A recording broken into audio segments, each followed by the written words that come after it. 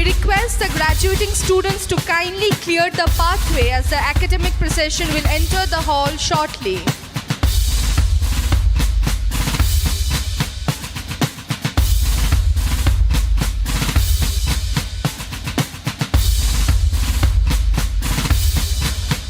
We request all the graduating students to clear the pathway as the academic procession will enter the hall shortly.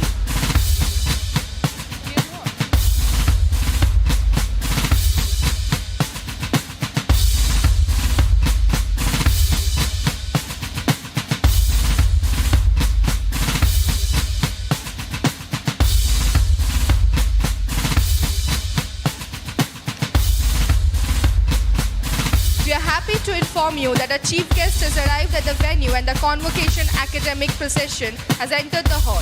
Please be seated meanwhile.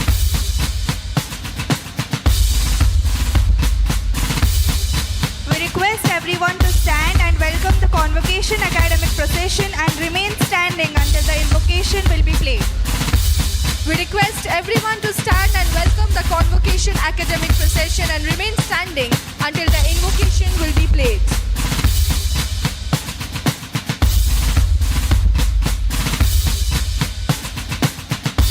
We request everyone to stand and welcome the convocation academic procession and remain standing until the invocation will be played.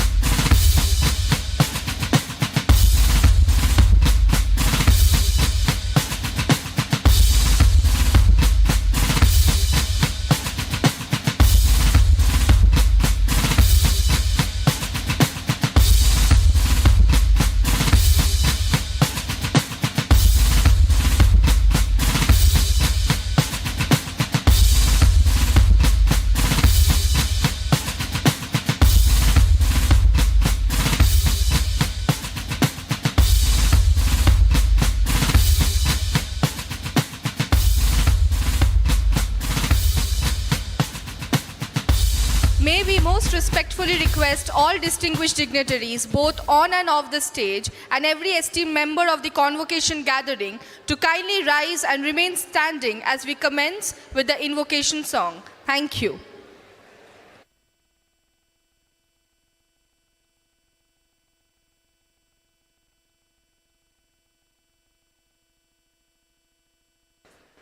We request all the distinguished dignitaries, both on and off the stage, and every esteemed member of the convocation gathering to kindly rise and remain standing as we commence with the invocation song.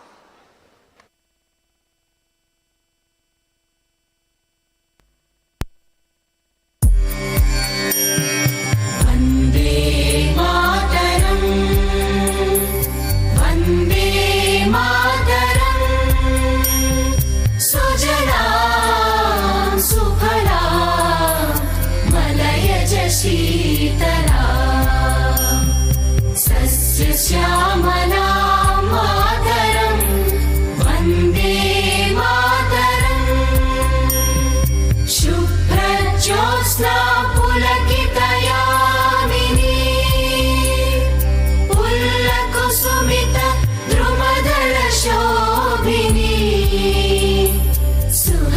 Suhasini सुमधुरभाषिणी सुखदां वरदां मातरं वन्दे मातरं वन्दे मातरम्।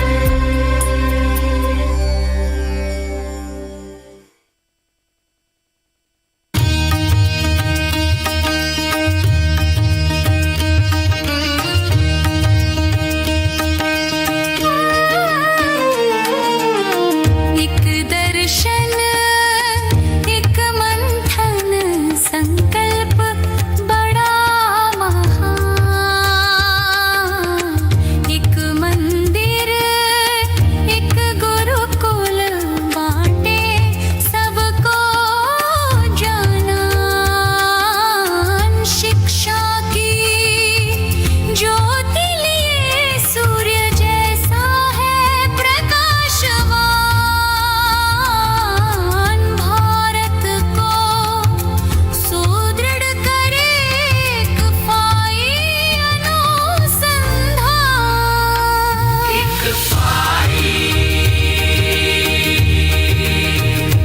संकल्प है महान ICFAI संकल्प है महान। बढ़ाए ज्ञान कौशल बनाए चरित्रवान।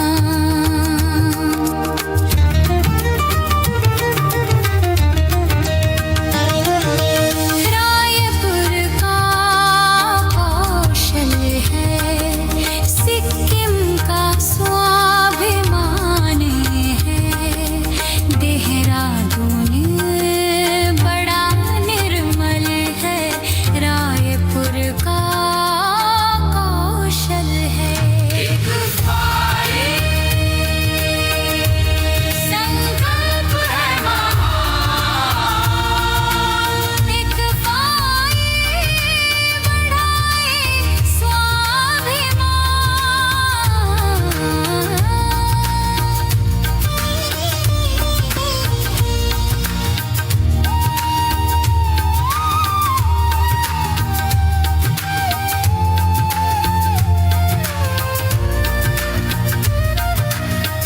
मेघालय सदा नवनीत है। हैदराबाद उज्जवल है। जयपुर का शौर्य है। नागालैंड की शक्ति है।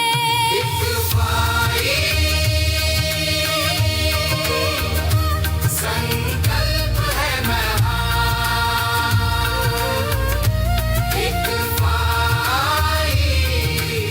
ICFAI भारत का अभिमान।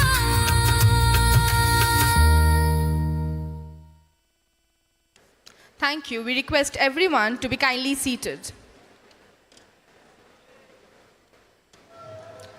Namaste and good morning, ladies and gentlemen. Please be seated. I, Abhipsha Rajnandini, And I, Koni Nikadeb, we are delighted to be here with all of you this morning and welcome you to the 15th Convocation of ICFAI Foundation for Higher Education and its constituents, ICFAI Business School, ICFAI School of Social Sciences, and Center for Distance and Online Education.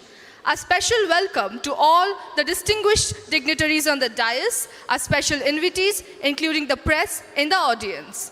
we request our student volunteers to welcome our distinguished chief guest, Mr. Anand Chandramouli, Head of Global Capability Center Solutions at LTI Mindtree. We now request a student volunteer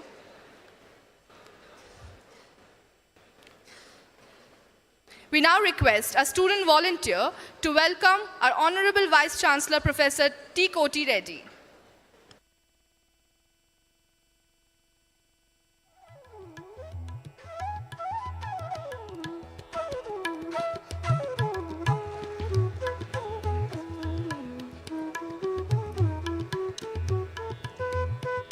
We now request our student volunteer to welcome our Honorable Vice Chancellor, Professor T. Kotti Reddy.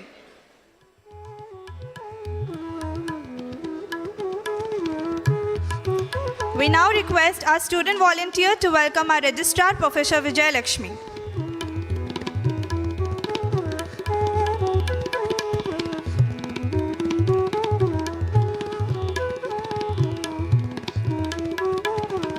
We request our student volunteers to welcome our distinguished chief guest, Mr. Anand Chandramouli, Head of Global Capability Center Solutions at LTI Mindtree.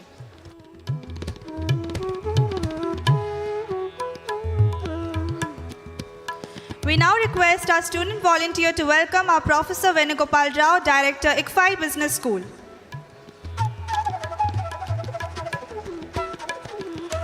We now request a student volunteer to welcome Professor Shailajan, Director, ICFAI School of Social Sciences.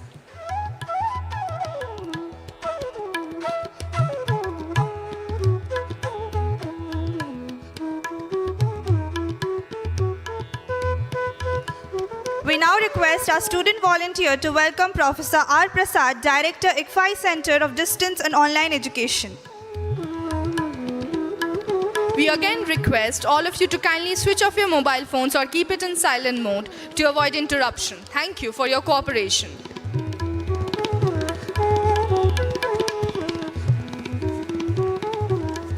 We request our Honorable Vice Chancellor, Professor T. Kotti Reddy, to please declare the convocation open.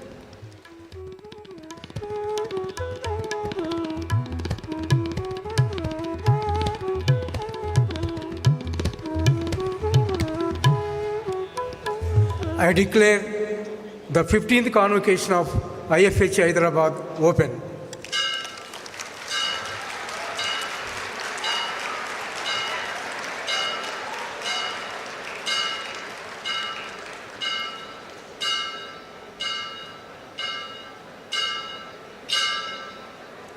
We now request our Vice Chancellor, Professor T. Kotti Reddy, to present the convocation report.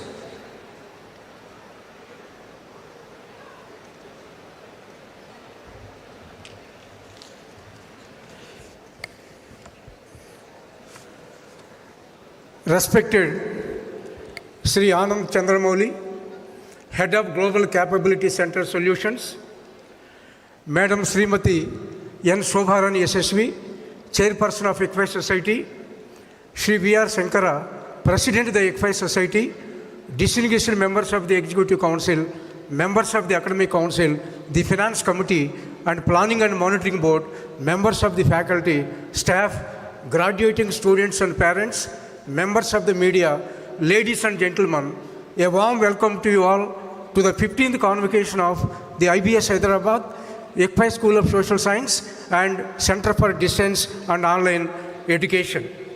It is a matter of great happiness that Sri Anand Chandramouli is with us today.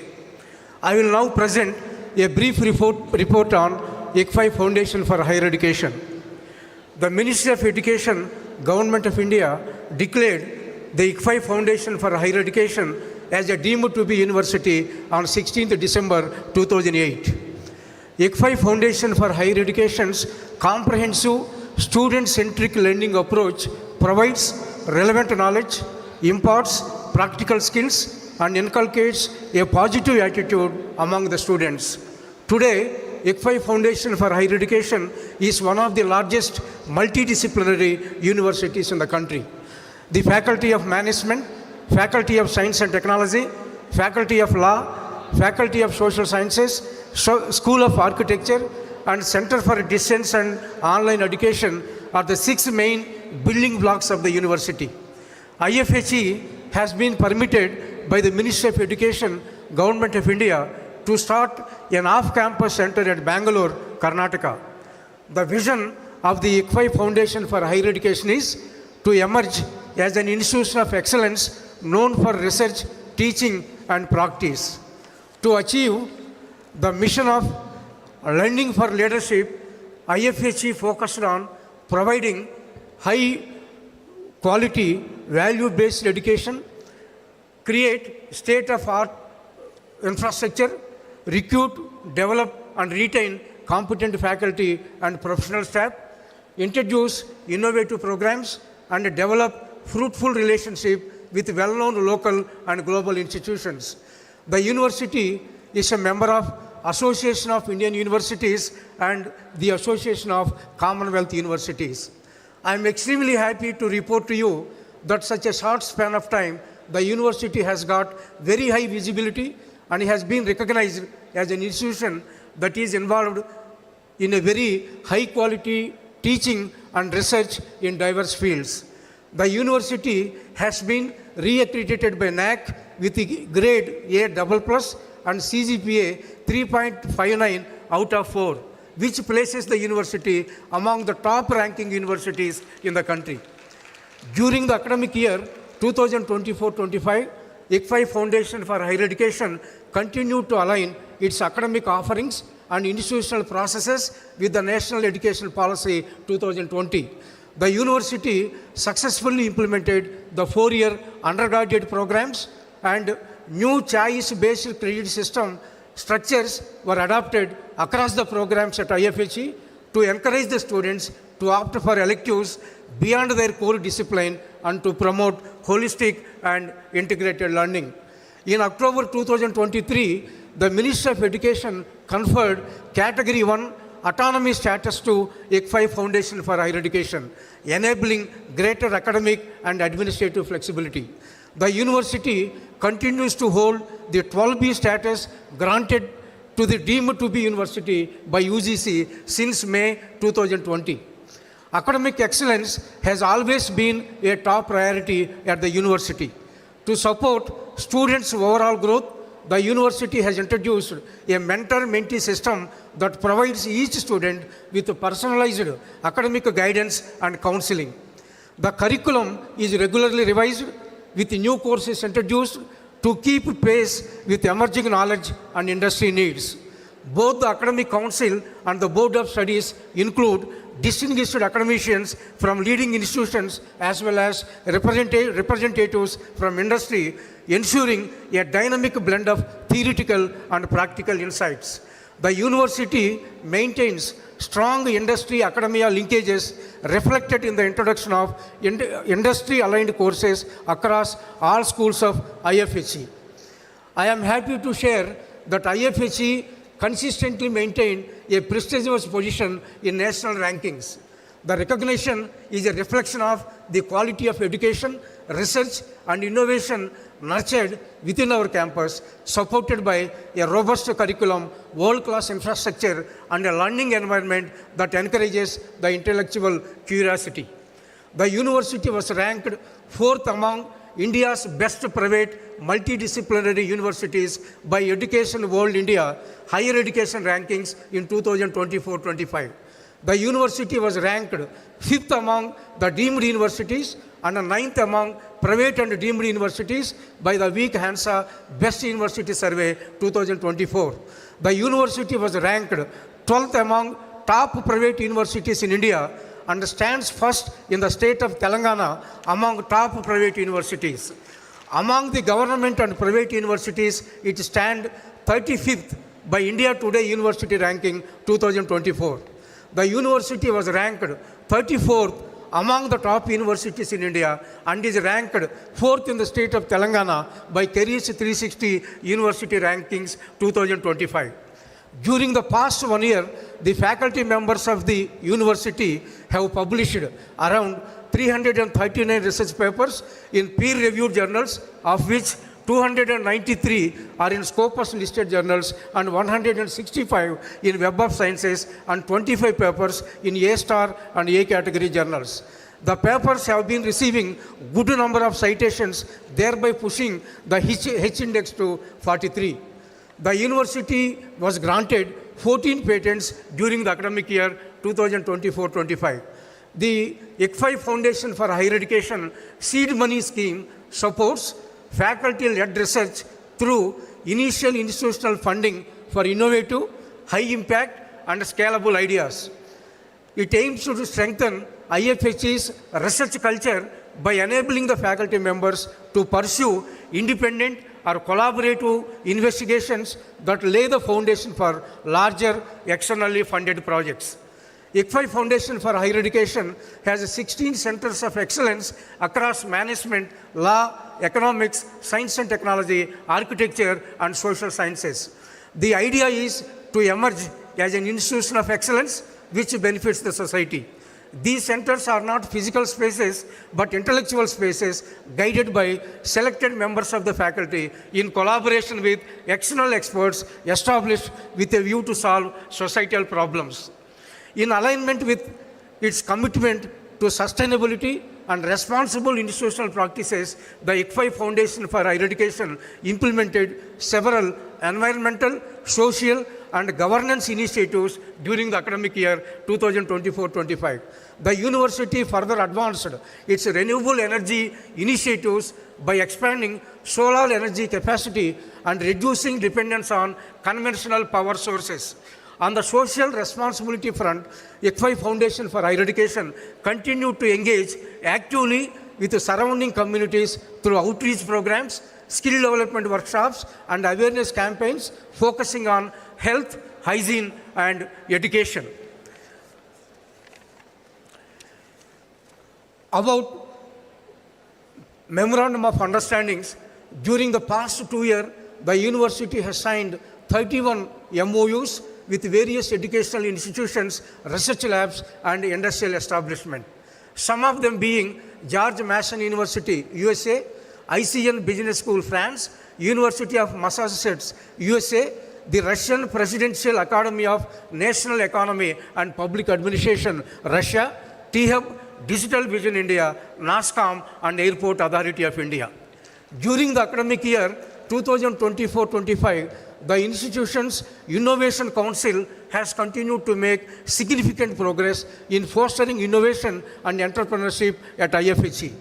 In 2024-25, we have incubated 7 startups in diverse domains, including health tech, women's hygiene, food technology, blockchain, and fintech.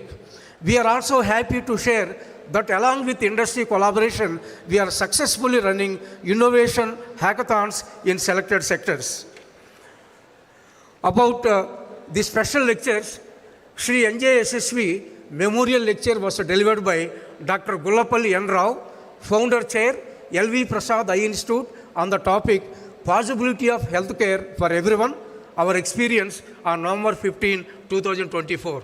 The 14th Foundation Day lecture was delivered by Dr. Devi Prasad Shetty, Chairman and Founder of Narayana Health, on September 19, 2024.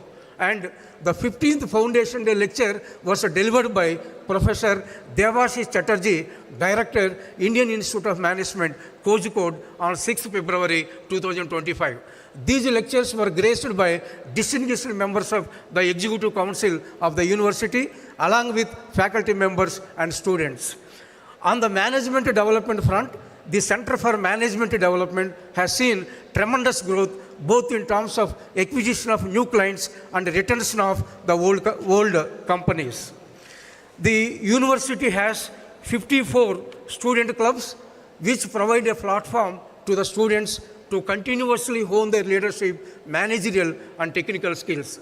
IFHE takes the pride in the fact that our students participate in various social service activities such as organizing blood donation camps, social awareness camps, waste management, and visits to NGOs, providing legal aid and legal awareness to nearby villagers, and conducting leadership training to students in government schools.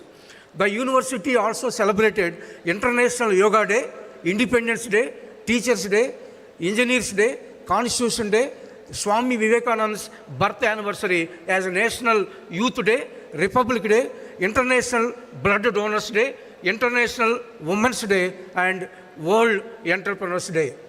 To sum up, I take this opportunity to congratulate the graduating students on successfully completing their courses at ICFAI Foundation for Higher Education.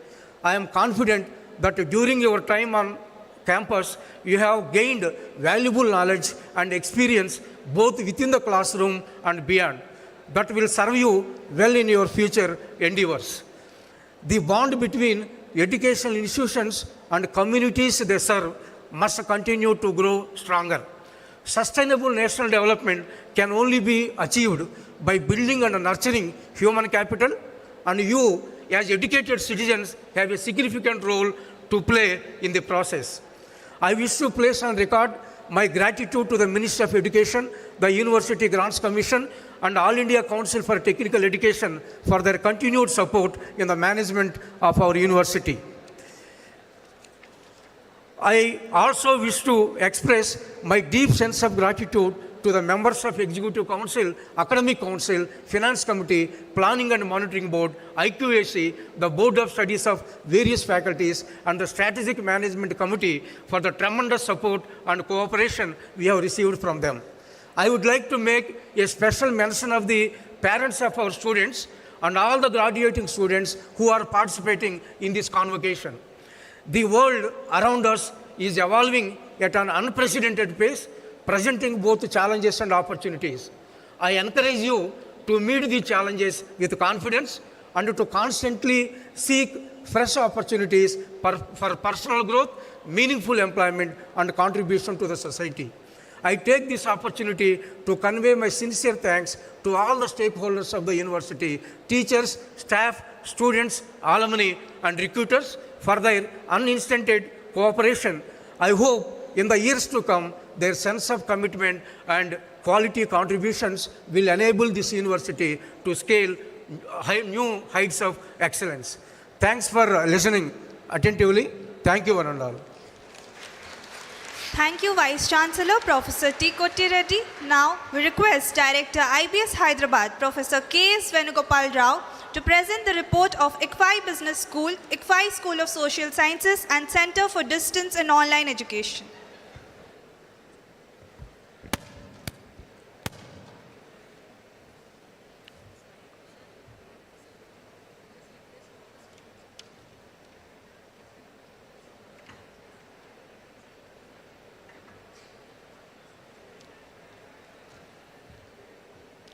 A warm good afternoon to everybody. I request all students to kindly settle down.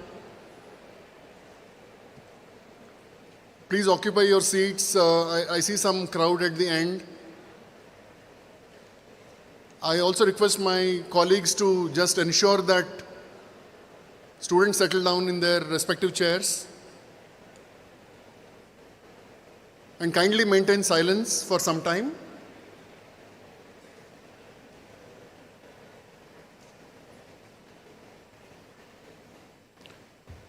Respected Vice Chancellor, Professor Kotti Reddy Garu, Mr. Anand Chandramouli, the Head of Global Capability Center Solutions at LTI Mindtree, Madam Srimati N. Shobharani Yashasvi, Chairperson of the ICFAI Society, Sri V.R. Shankara, President, Board of Governors, the ICFAI Society, distinguished members of the Executive Council, Registrar, ICFAI Foundation for Higher Education, Professor S. Vijayalakshmi, the Director, ICFAI School of Social Sciences, Professor C.A. Shailajan, the Senior Director, Center for Distance and Online Learning, Dr. R. Prasad, members of the Academic Council, the Finance Committee, Deans, Associate Deans, Area Heads, Activity Coordinators, members of the faculty, staff, graduating students and parents, members of the media, ladies and gentlemen, a very warm welcome to you. I'll begin first by addressing the students. Dear students, you have arrived here with aspirations and questions, but you leave today with knowledge, skills, and above all, confidence.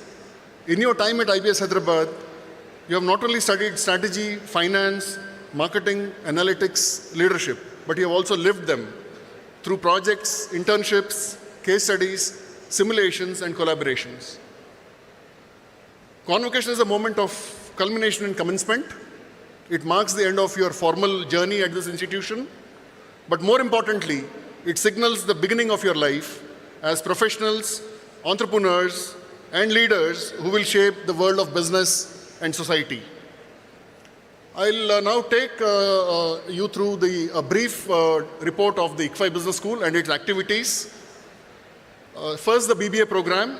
Since its inception, the BBA program at IBS has been attracting bright students and constantly reinventing itself with innovative curricula, skill-driven learning, and holistic development initiatives. The program, which was first launched in 2010 with a modest student strength, today has close to 3,000 students, and in line with the national education policy, the program expanded into a 4-year structure with majors in business and management. A carefully designed blend of value-added courses, ability enhancement courses, and skill enhancement courses ensures that students are equipped with both academic depth and professional readiness. I'm happy to inform the August audience today that a total of 906 students will be receiving their degrees today. A big round of applause to the undergraduate students. Recognizing the demand for technology-driven business expertise, 2 new programs were launched in 2023, the BBA with Artificial Intelligence and Data Science, and the BBA with Cloud Computing and Cybersecurity.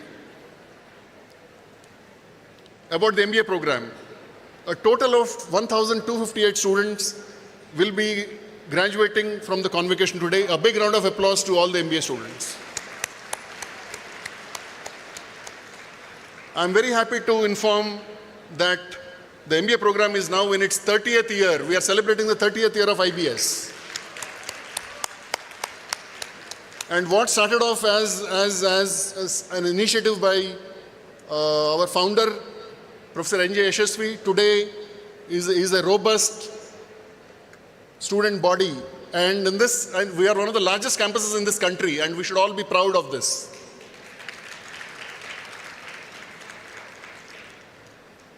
Close to 22,000 alumni have passed from IBS Hyderabad and are in very senior positions in industry and business.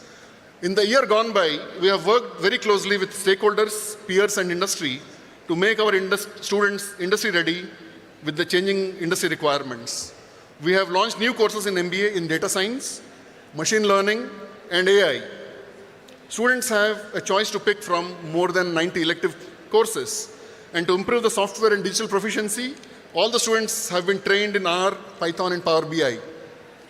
Apart from the wide use of case studies, for which we are all well known, we have fortified our teaching pedagogy with an increasing use of technology and simulations, and we observe that a large number of pre-placement offers have started to flow in. To equip our students with better internships and be ready for the internships,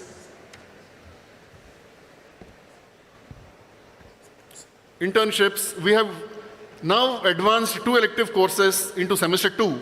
And by doing this, we hope to improve the quality of the internship as well as the pre-placement outcomes. About the PhD program at IBS Hyderabad. IBS offers a unique PhD program in management, and we have about 88 scholars in the program at various stages. I'm very happy to inform that at the 15th convocation, 11 scholars have received their degrees, and we are very proud to inform this august body that our PhD alumni are now working in reputed institutions and business schools such as IIM Ahmedabad, IIM Calcutta, IIM Kozhikode, IIM Trichy, IIM Ranchi, the Indian Institute of Foreign Trade, the University of Memphis, and the Rennes School of Business, Australia, to name a few. About the Executive MBA program, there has been a significant improvement in the Executive MBA program at IBS Hyderabad. 21 students from the Executive MBA program and 25 students from the Weekend MBA will be graduating this year. The numbers are expected to rise in the near future. Now I will take you through the Case Research Center. The IBS Hyderabad has a dedicated Case Research Center to produce case studies and supporting material. Till 2025, IBS Case Research Center has developed 7,319 cases. And these cases are used by more than 900 business schools in over 90 countries, and 315 case studies have been published in leading international textbooks. I'm also very happy to inform that the CRC has won 182 national and international awards and prizes. It has 8 of its authors featured in the Case Center UK Top 50 Best-Selling Case Authors list for 23-24, and we are very proud of this. Among the top 10 best-selling authors in the world, 6 are from the IBS CRC. And IBS ranks second in the world, next only to the Harvard Business School, in the Case Center Impact Index, which ranks organizations based on global reach and impact of their case writing. In line with the NEP, which prioritizes development of educational content in regional languages, the CRC is developing case studies in regional Indian languages, which is again a first in this country, and the CRC is also developing cases on the Indian knowledge system. Keeping in mind the impact of AI on student learning experience and delivery of higher education, the CRC has been integrating AI in its case studies. About management development programs, the Honorable Vice Chancellor has covered it, but let me also share that in the year 24-25, we had a real roller coaster ride, and overall, 1,722 participant man days were engaged in the campus, and next year we are projecting this to go to 2,000 man days. Research publications. Faculty at IBS are encouraged to publish in top quality Scopus and Web of Science journals.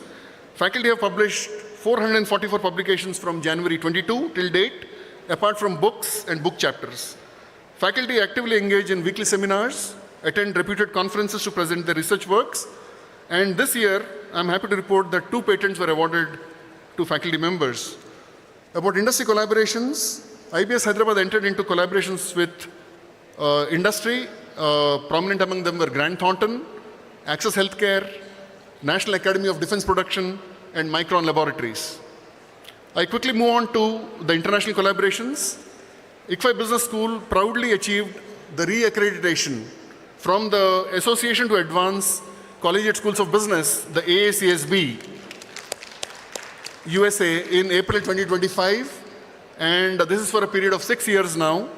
This is a distinction held by only 6% of the business schools in the world, and you all should be proud of this. This recognition reflects our unwavering commitment to higher standards of quality in business education and reaffirms our culture of continuous improvement, innovation, and academic excellence across teaching, research, and student development.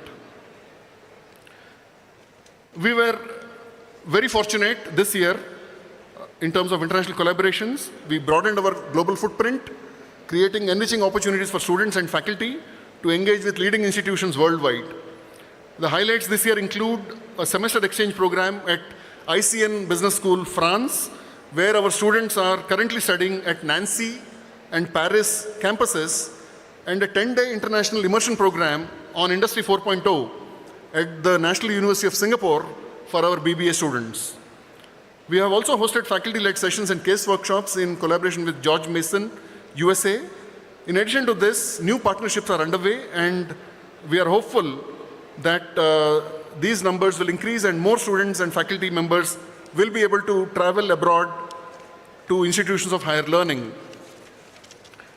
Student clubs, in one of the most vibrant communities, it's a mini India. We call the ICFAI Foundation and IBS in particular a mini India. It has 40 student clubs put together. And just to put some numbers in perspective, these clubs in 24-25 conducted more than 700 plus events, and a total of 1,200 student volunteers spent 6,400 hours in activities that involved their overall personality development.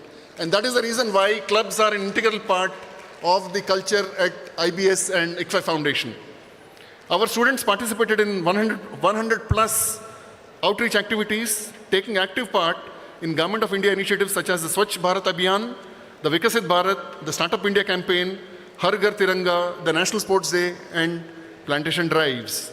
They have also extensively participated in awareness programs like Save Energy and water campaigns, No Child Labor, Women Empowerment, and Save the Environment.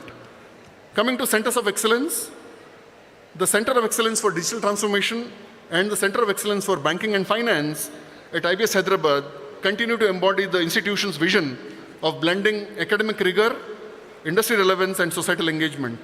Over the academic year 24-25, they consolidated the position in terms of thought leadership hub by hosting a wide spectrum of colloquiums, symposia, panel discussions, workshops, and field visits. I will now present a brief report on the ICFAI School of Social Sciences. The ICFAI School of Social Sciences is a constituent unit of the ICFAI Foundation for Higher Education. The school offers a 4-year undergraduate program in economics, psychology and commerce, an MSc in economics, and a full-time PhD program in economics. I'm very happy to report that this year, 27 students will be graduating from the ICFAI School of Social Sciences. A round of applause for them. During the year, faculty members and research scholars conducted high-quality research funded by national and international agencies such as the ICSSR and the World Bank. Very glad to inform that the school has started the following new programs: a BSc in Economics and Data Science, a BSc in Psychology, and a PhD program in Development Studies and Public Policy.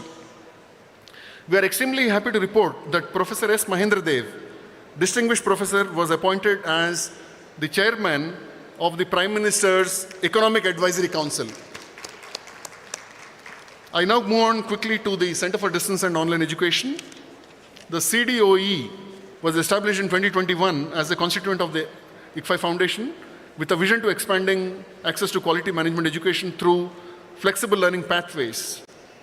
CDOE offers programs in 2 delivery modes, online and distance learning.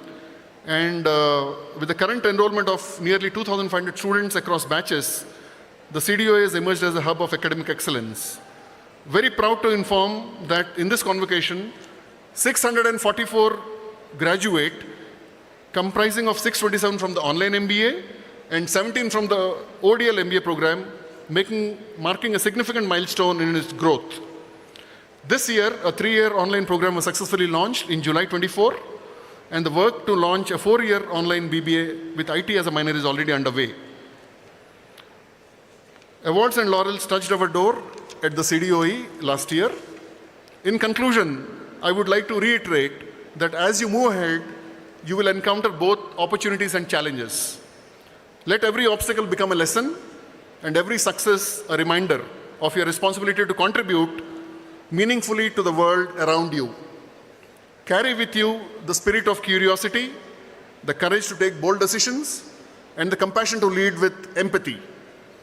This convocation marks not an end, but the beginning of a journey where your choices will shape industries, influence societies, and inspire future generations. May you always strive for excellence, stay grounded in your values, and embrace the future with confidence and hope. Congratulations, dear graduates. The world awaits your leadership. Sincere thanks to parents who have assembled here, who have trusted their children and made huge sacrifices and commitments for a bright future. A word of gratitude is due to our wonderful faculty, the academic administration team, our staff, and all my colleagues at ICFAI Foundation for Higher Education, who have spared no effort to transform the students, and the result is what we are observing today. I thank you all for a patient hearing. Namaste. Jai Hind. Thank you, Professor K.S. Venugopal Rao. We request everyone to please be seated and kindly maintain the decorum. We now have the privilege to introduce our chief guest, Mr. Anand Chandramouli, Head of Global Capability Center Solution at LTI Mindtree. Mr. Anand Chandramouli, a seasoned leader with 28 years of experience spanning Six Sigma consulting, program management, research, knowledge management, currently serves as Head of Global Capability Center Solutions at LTI Mindtree. In this role, he drives client engagement, strategy execution, and the delivery of value propositions through the GCC as a service, a proprietary model. His role emphasizes cross-functional leadership and infusing agentic AI technology across business value chains to enhance efficiency and impact. Previously, Mr. Chandramouli spent 18 years at Cognizant, where he held multiple senior leadership roles including Chief Knowledge Strategist for BFSI, Practice Leader for the Technology Vertical, and Director of the Cognizant Research Center. During this period, he scaled a research team from 4 to 153 analysts, built go-to-market strategy frameworks, and developed thought leadership and supported sales, mergers and acquisitions, and digital operations. His career also includes impactful stints at UBS India, where as program manager, he oversaw the build of UBS India Service Center, 100% owned captive center of UBS from 75 to 2400 plus FTEs in 30 months. He also led the equity and wealth management research team. At IBM Global Services as quality leader, institutionalized Six Sigma and ITIL standards. And at GE Capital, where he worked as master black belt driving efficiency projects and embedding Six Sigma culture.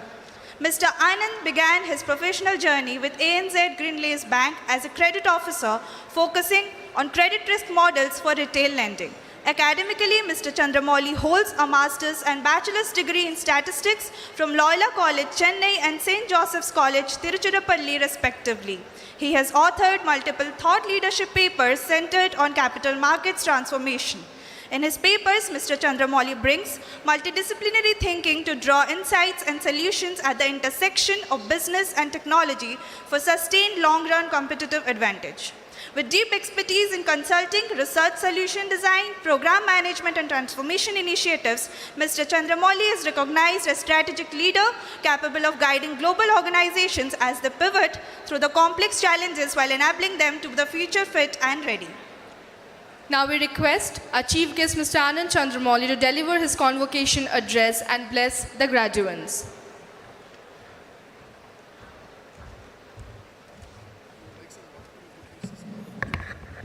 I'm good. So.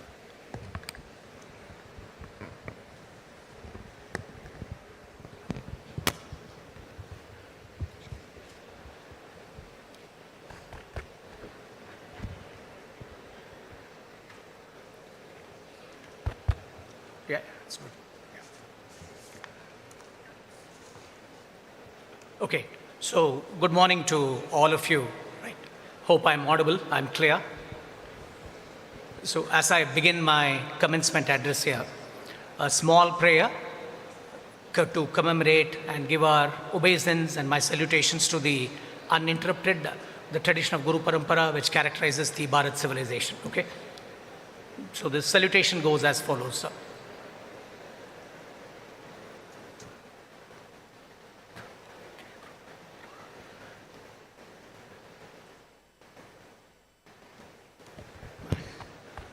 Am I audible?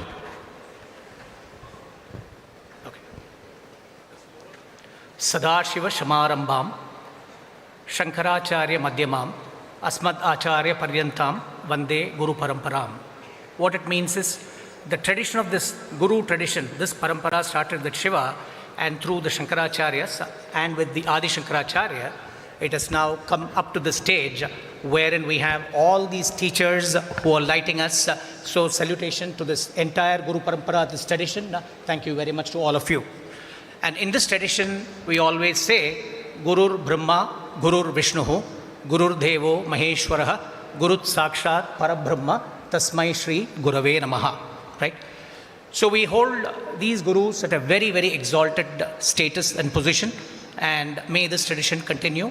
And may we march towards the Vikasit Bharat, the target set by our Prime Minister, Honorable Prime Minister Modi ji, which is the 2047 Vikasit Bharat status, where these gurus are going to play a stellar role in leading this country towards its intended glory, I would say. Right. So with that, I'll begin my commencement address by welcoming Madam Yashaswi and the dignitaries on the dais, starting with the most distinguished Vice Chancellor, Professor T. Koti Reddy Garu, our Registrar, Professor Vijay Lakshmi, Professor Venugopal Rao, the Director, Professor Shailajan, who is the Director of ICFAI School of Social Sciences, and Professor R. Prasad, Director, ICFAI Center for Distance and Online Education. And of course, to all the parents and the students who are seated here, and the faculty members and all the administrative staff of ICFAI Business School, thank you very much. And it's indeed my privilege and it's my honor to be here on this day, and I really feel thrilled about it. My relationship with ICFAI Business School, Hyderabad, goes back to the year 2006, okay? When I used to lead the equity research business for UBS. That was the year first time I hired a bunch of fresh MBAs from this campus as part of the equity research analyst team. So in a way, I go back about 19 years in a way with this relationship with this very, very esteemed business school, and I've had many interactions with the school, and I have very close friendship with some of your faculty members here. So it's been a very warm, cherished relationship all these years. So look forward to a continuing partnership with this institute going further for many, many years to come. Right. So the way I'm going to structure my speech is as follows, right? I'm going to directly address my target constituency, which is the students, the graduating students who you are, right? There are two things. I'm normally used to do PowerPoint presentations on a big screen with slides. So bear with me, I'll be flipping through my slides, but you will not be able to see it. So you'll think that I'm very, very smart in coming up with all these lines and other stuff. Rest assured, I've done all my homework. It's there before me as a slide, right? So I'll give you full disclosure. Right? You're not seeing it on the slide, but it's all there right before me as a cue card. My entire premise is going to hinge on two fundamental ideas for you. One, how you as the graduating MBA students, as you're going to navigate through this VUCA world, as it's called, right? It's highly volatile, right? It's very filled with uncertainties. How are you going to navigate through this world as you embark on your career journey and make a mark for yourself? The first thing is your ability to think clearly. Right? So that's the first point, the first idea I will dwell on and drill in bit detail. Right? The second thing is most important. If I speak to any of the post-millennial generation, right, Gen Z plus, this Gen Z crowd always wants to know only one thing. Tell me how quickly I can get rich and when will I fire myself? When I say fire myself, when will I become financially independent and retire early? Right? This is the constant recurring theme, whether I speak to my son or whether I speak to my nephews, my cousins, my children, friends' children. This is the constant refrain, right? Everybody wants to become rich very, very quickly and explore multiple career options. Nothing wrong with it, right? So that's going to be my second part of my address, right? How to think clearly, how you can program yourself to learn to think clearly, that's the enabler, and how to get rich without getting lucky. So that's how I'm going to frame this entire discussion, right? 4 points in how to learn, how to think clearly, right? First principle is the principle to invert your thinking. It's a Jacobian principle or a Jacobian ideal. That Jacobi used to be a famous mathematician, German mathematician. His calling card used to be, you give me a problem, I will invert the problem. I will do the opposite of what it is. That's called the principle of inversion. So this is going to be my front and center of the learning hack. How you can think clearly, start with the principle of inversion, right? The second point for you is, we normally overweight success in our life, right? Success is a highly overvalued trait or an attribute. Whereas, if you track the life of the winners, the leaders, the big ones, they always say, more than weighting the success, avoiding failure is very, very important, right? It's very counterintuitive, but hear me. As you embark on your journey, as you build your career, avoiding failures, avoiding pitfalls is very, very, very important. The third point is, cultivate the ability to think forward and backward, right? Again, it may look very, very simple and straightforward, but it's not that simple also. That's the third point I will drill on. And the fourth is, always consider the opposite. What I mean by this is, when you embark on a journey, I'm a statistician by training, we are trained to think based on hypothesis, right? Your hypothesis or your assumption about a particular problem could be, you know what, Anand is a very smart guy. That's your starting position. But when you start gathering your data points, you need to start thinking in the opposite side. Try to gather data which contravenes, which contradicts your main hypothesis, right? This is a very, very cultivated trait. So, how to think clearly? 4 principles. Invert, always invert the problem. Don't overweight success, try to avoid failures. The third is train your mind to think forward and backward, very important. And the fourth is always consider the opposite. So, this is the first set of 4 ideas I will talk in detail as to, with some examples to make it very live and real to you. The second part of the discussion is, while I have my thinking clarity and my ability to think very clear, that's only an enabler. And that enabler should reach me to the destination, and that destination is how can I get rich, become financially independent, and pursue multiple careers, including multiple of my passions, so that when I retire, when I look back, I don't have any regrets, right? So, how to get rich without getting lucky? Very, very important, right? The first is you should know the power of compounding, or the rule of 72 as it's called. The second one I would say is, I don't know how many of you read or follow the blogs of Naval Ravikant. He always says, right? You seek wealth, not money or status. Don't play the status games, right? And the third one is, you won't get rich by renting out your time. Very, very important. I will spend a lot of time on this point. And the fourth one is, you should always live below your means to become rich and to get the freedom, right? At the end of the day, you work, you build your wealth for what? To gain what is called the freedom and the individual sovereignty, right? So that's how I'm going to position this entire address to you and talk to you, right? So with that, let me get to you the first element of thinking clearly. This idea to think clear goes back to at least as recent, I would put it, 2,500 years back, where you have these documented evidence of some of the Stoic philosophers, right? I don't know how many of you follow the Stoic philosophers and the philosophy, and it's a fantastic one. Now, thanks to YouTube and the social media, you have a ton of people who put out all this highest quality content pretty much at fingertips, right? There are 3 great Stoic philosophers, Seneca, Marcus Aurelius, and Epictetus, right?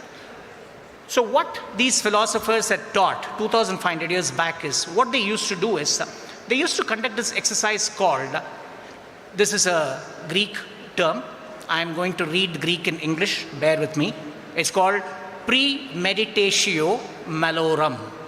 Premeditatio malorum. It means premeditation of all evils. Premeditation of all evils, right?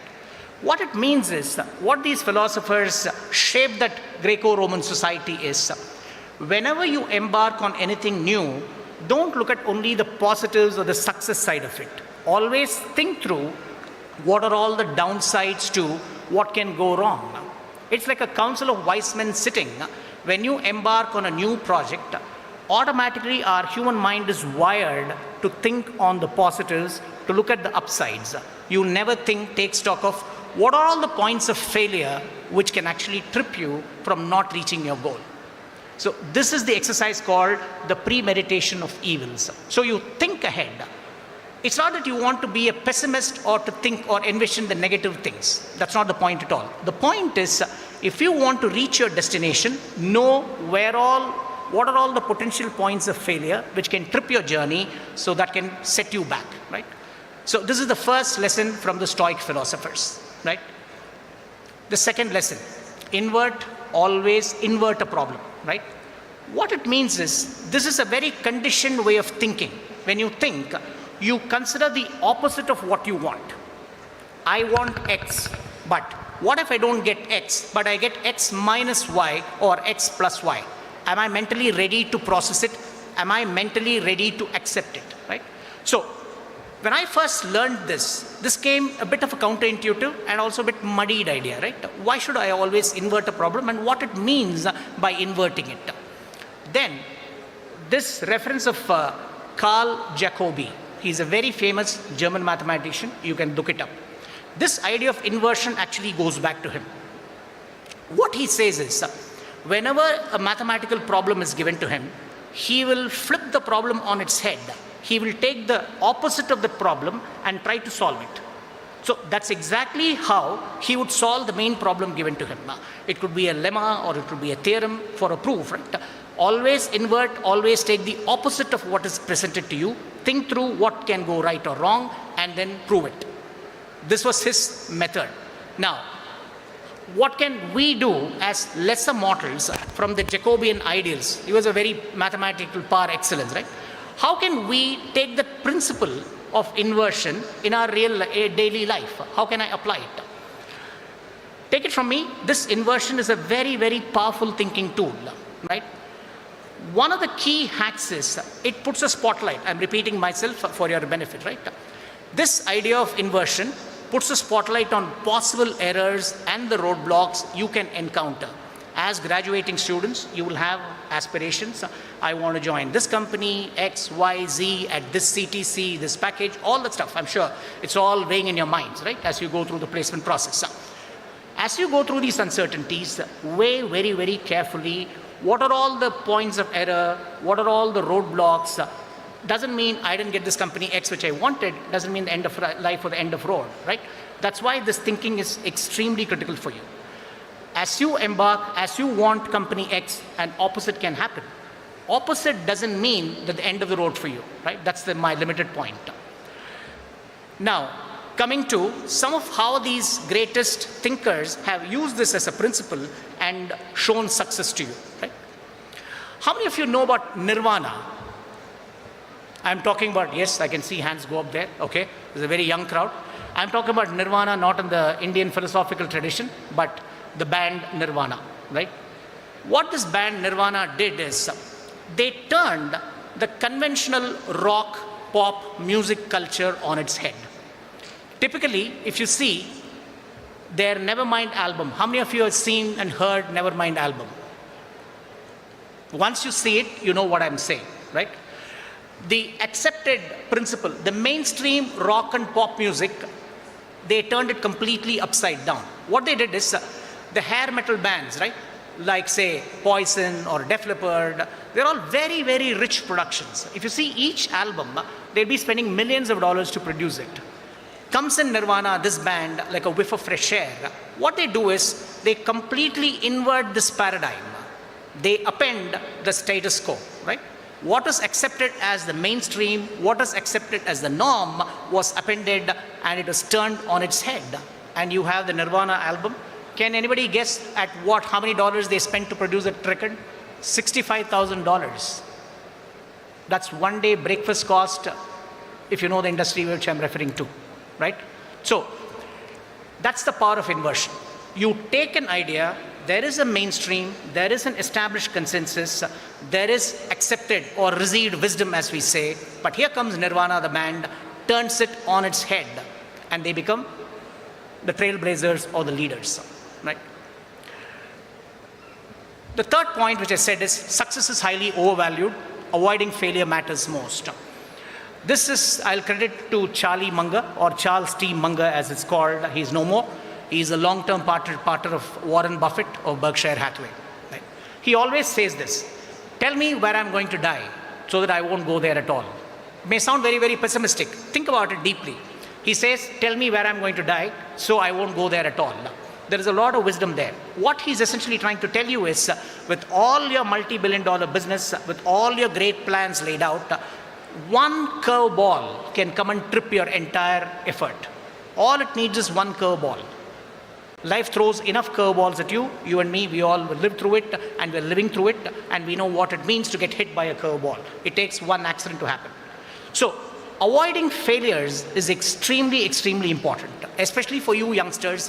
Accidents must embolden you, right? You cannot take one hit and say that's the end of life. No, not at all. As you embark on your career, as you embark on your life, think through clearly. I want this, but what if this doesn't happen? What if something else comes my way? Am I mentally prepared? What all I should do? How should I prepare myself mentally? Most importantly, emotionally, to handle what is quote unquote seen as setbacks, right? Or even pushes somebody to depression, right? I didn't get this placement. More than me not getting it, my friend got it, right? So that's all the more reason for depression. So think on these lines. Avoid points of failure, avoid points so that your emotional and mental makeup is very, very clear, right? 2 virtues for the graduating class, right? You're all very, very young. As you embark on your corporate careers, your business careers, the easiest way in which you can fail in life is 2 things: sloth and become unreliable. Wherever you go, take it from me, the people who are sloth, meaning lazy, people who have the reputation for over-promising and under-delivering, also called being unreliable, take it from me, these are the 2 sure shots for failure. I've seen enough and more characters. These are people, some of them are very, very successful at one point. At somewhere they lose track. Sloth sets in. They typically tend to overcommit and underdeliver. Thereby they become unreliable. So based on my experience, I can tell you, if you want to embrace failure, have these 2 qualities, right? Shed it if you want to be successful. And most importantly, I'll make this as real as possible for you. How the principles of inversion works in real life. We run multiple projects, right? In a year, I oversee at least, it'll count and say in 3 digits, right? Will each and every project be successful? Obviously not. There will be failures, there'll be rank failures, there'll be middling average, 1 or 2 brilliant, right? Blue, we'll hit the pay dirt. But when we start any project, when we build a business case, saying that, say, millions of dollars needs to go into this initiative, the first thing what we do in the corporate world, especially what I do as a leader, is this principles of inversion, and that is mastered in engineering. People who have an aptitude for statistical quality control, SQC methodologies. There is a principle called failure modes effect analysis, FMEA it's called. What all the variables which can trip that particular project? What are all the various failure modes which can actually harm your project as you embark on it, right? So this is how we use the principles of inversion. While it's fantastic to build your business case with all your variables, look, if X, Y, Z, these are all the variables, if all these assumptions go through my business case, the project will be success, it will pay itself back in 3 years, 18 to 24% IRR, all that's fantastic on the spreadsheet. But when the rubber hits the road, when you embark on a project, what is most important is have a very clear line of sight to what are all the variables that can actually make your project fail. So that, can you completely avoid failure? No. But at least you know those variables which can potentially trip you. So you're mentally ready, psychologically be prepared, prepare contingency plans. If A fails, what is my backup? If B fails, second order effect, what is backup C? So think on those lines. This is exactly where in the project management, the principle of inversion works beautifully. The second idea is through the decluttering, right? Many of us, I'm sure youngsters are big fans of decluttering, right? I don't know how many of you heard about this author. She's a fantastic author called Marie Kondo. How many of you have heard Marie Kondo or read her book? Okay, I can see one hand. Okay, okay. There's a blockbuster, she's a bestseller, right? Her book is a must read for you. The life-changing magic of tidying up. I'm repeating this book. The name of this book, please note it down. The life-changing magic of tidying up. That's the title of the book. The author is Marie Kondo. This is a very famous line in the book, right? I'm just quoting it verbatim. I don't want to miss the essence in my articulation or in my limited ability to paraphrase what she said. I'm just going to quote what she has exactly said. Quote, "We should be choosing what we want to keep, not what we want to get rid of." Unquote. I repeat, quote, "We should be choosing what we want to keep and not what we want to get rid of." Unquote. It's a very powerful line. Just think about it, right? So what she's saying is, don't take or keep the baggage, which anything with you or in your home. At home means with you, deep within you, right? That which is not giving you the spark or the joy. It's a very powerful idea. Shed your baggages as quickly as possible, right? Learn to shed all these unwanted baggages in life And that's the process of decluttering is very, it's a therapeutic process. You're all youngsters, fresh.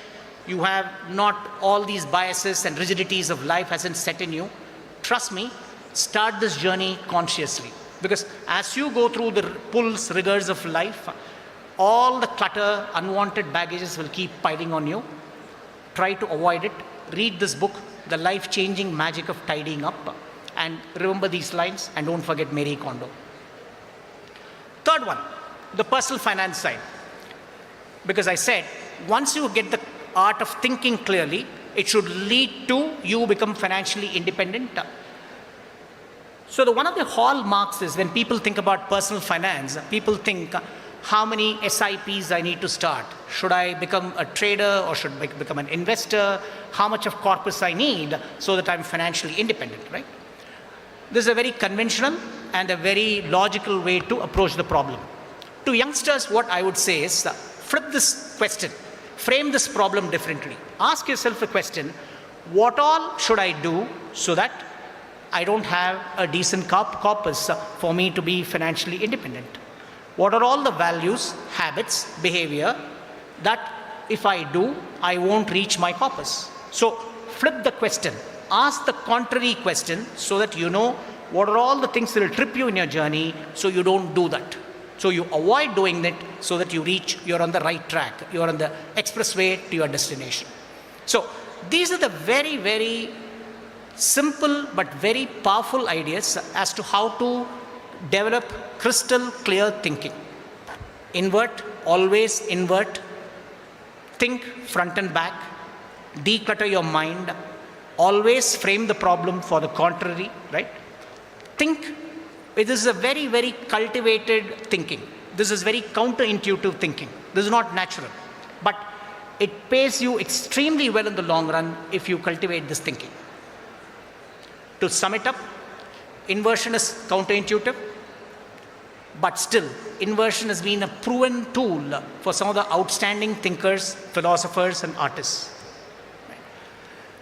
Inversion is very powerful to challenge your own belief systems. I would call it personal biases, right? If you're a student of psychology or behavioral science, right, there is a lot of personal bias that we carry, which trips us up. So this idea of inversion is a very powerful tool to counteract your own bias. So develop this. And to all the teachers here, especially, and all the research scholars, right? What pains a research analyst or the research scholar the most is if I can come up with a data point that could demolish your thesis. But that's exactly how you need to proceed as you build your thesis. This is a Darwinian approach. Charles Darwin is always known for this unique trait he always used to carry. Whatever the hypothesis he used to have at this time, unlike other scholars, he will not go for evidence in support of it. He will go for evidence, searching for evidence that will disprove his hypothesis. That's again the principle of inversion at play. So I've given you all these examples. Now, having given you some basic tools, hacks as you guys call, to get the art of clear thinking, let me tell you how to get rich without getting lucky. Because you need to have a crystal clear thinking so that as you build your career, one of the key things I would tell this group, this graduating class is, first and foremost, one of the key challenges I see with this generation is your lack of high quality, even 5 to 6 hours of uninterrupted sleep. I underscore night sleep. How many of you have 5 to 6 hours of sleep at night? I see very few hands going up, and I'm not surprised at all. This is universal in this age group. Take it from me, one of the critical prerequisites for a good, sound mind which can think crystal clearly is this good night's sleep. If I wear an application called Gabit, this is a ring master. This actually tracks my sleep. While I'm saying you all should have sleep, I'm also a culprit. I don't get that 6-7 hours of REM sleep as it's called. How many hours of sleep I get? This ring tracks me. I have an application on my phone. I know exactly when I wake up how many hours of sound sleep I had. So take it from me, one of the key prerequisites for you to think clearly is to have a good sleep, especially the night sleep, not the day sleep, daytime. So with that, let me come to you. How can you get rich without getting lucky? Life is all about arithmetic, right? We call the humble rules of arithmetic. How many of you understand the power of compounding? The rule of 72? Yeah. Most important rule, if you need to get rich, take it from me. What happens in our system is, this is taught in your class 7 or at best class 8. And we grudgingly solve P into 1 plus R over 100 to the power of n, right? That's how we do calculation, that's it. But take it from me, this has to be taught in your class 9, 10, 11, 12, year 1 in college, 2, 3, in your MBA, 1, 2. And it should be reinforced every year. You should reinforce yourself. What is this rule of 72 and compounding? Take the number 72. If you get a 12% annual return, divide that 72 by 12. That means your 1 rupee investment will become 2. Your investment will double in 6 years. If you go at a rate of, say, 15, 16%, your time taken to double your money goes down. Understand? Compounding worked, it works, and it will work. This is arithmetic, simple arithmetic. Know this. Compounding, building wealth, getting rich is a long game. It's a 20, 25, 30-year game wherein you build your company, you build your career, you build your equity. Learn to play this long game so that you can able to realize the power of compounding. Simple example. Warren Buffett today is estimated to be 141 billion US dollars. That's his personal net worth. This after giving away to all charities. For the last 18 years, the man has been distributing all his estate, all the shares, Class A shares of Berkshire Hathaway, to charities, right? Bill and Melinda Gates Foundation, and of course his own family foundations. After distributing all, he's left with this. You know when he started investing? When he made his first stock purchase at the age of 13. And he calls that he started very late. In his view, he started very late, age of 13. And all his wealth, 99% of Warren Buffett's wealth came after the age of 50. Today he is 95. He's still going strong. In his own words, he tap dances to work every day. He's in his office sharp 8 a.m. in the morning. Imagine the power of compounding. Over the last 82 years, the man has built the Berkshire Hathaway and his equity and his riches. He is the power of compounding at work. If you want to know power of compounding in flesh and blood, track Warren Buffett. He has put enough and more literature on that. His own life. He's the walking, talking embodiment of power of compounding. First message to you. Don't play the short game, because I know a lot of you youngsters, there is a recent SEBI report which I read, right? It came about 6 months back. A lot of you get influenced by the finfluencers, and many of you are big time into trading, right? Just read that SEBI report. 94% of people who trade in Indian markets, be it option trading or FNO trading, they end up losing money. The kind of money lost in trading is of the order of 1 lakh or 2 lakh crores every year. These are all SEBI study. This research report is available in public domain. So use the markets wisely, play in the long game. The power of compounding will automatically accrue to you. Take it from me. The second one is seek wealth and not money or status. There's a very powerful idea from Naval Ravikant. What essentially it means is, in our society or any society, if you see, this society and the hierarchy or your status where you are in that society, this is a very primordial, ever since the monkey tribe started, this hierarchical picking started. This is in effect is a zero-sum game. Politics is a classic zero-sum game. There is one winner, there has to be a loser. So this is what we call as the status game or the power game, and this is a very, very zero-sum game. In life, never play for zero-sum game.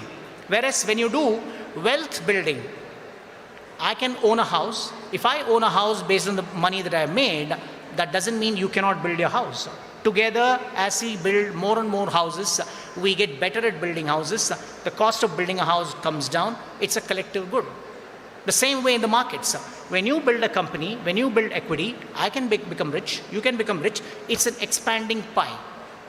So long story short, Don't play status games. Try to play a non-zero sum game. It should be accretive to all. It should be a win-win proposition to everyone so that nobody ends up as a loser. So to play the wealth game, do that.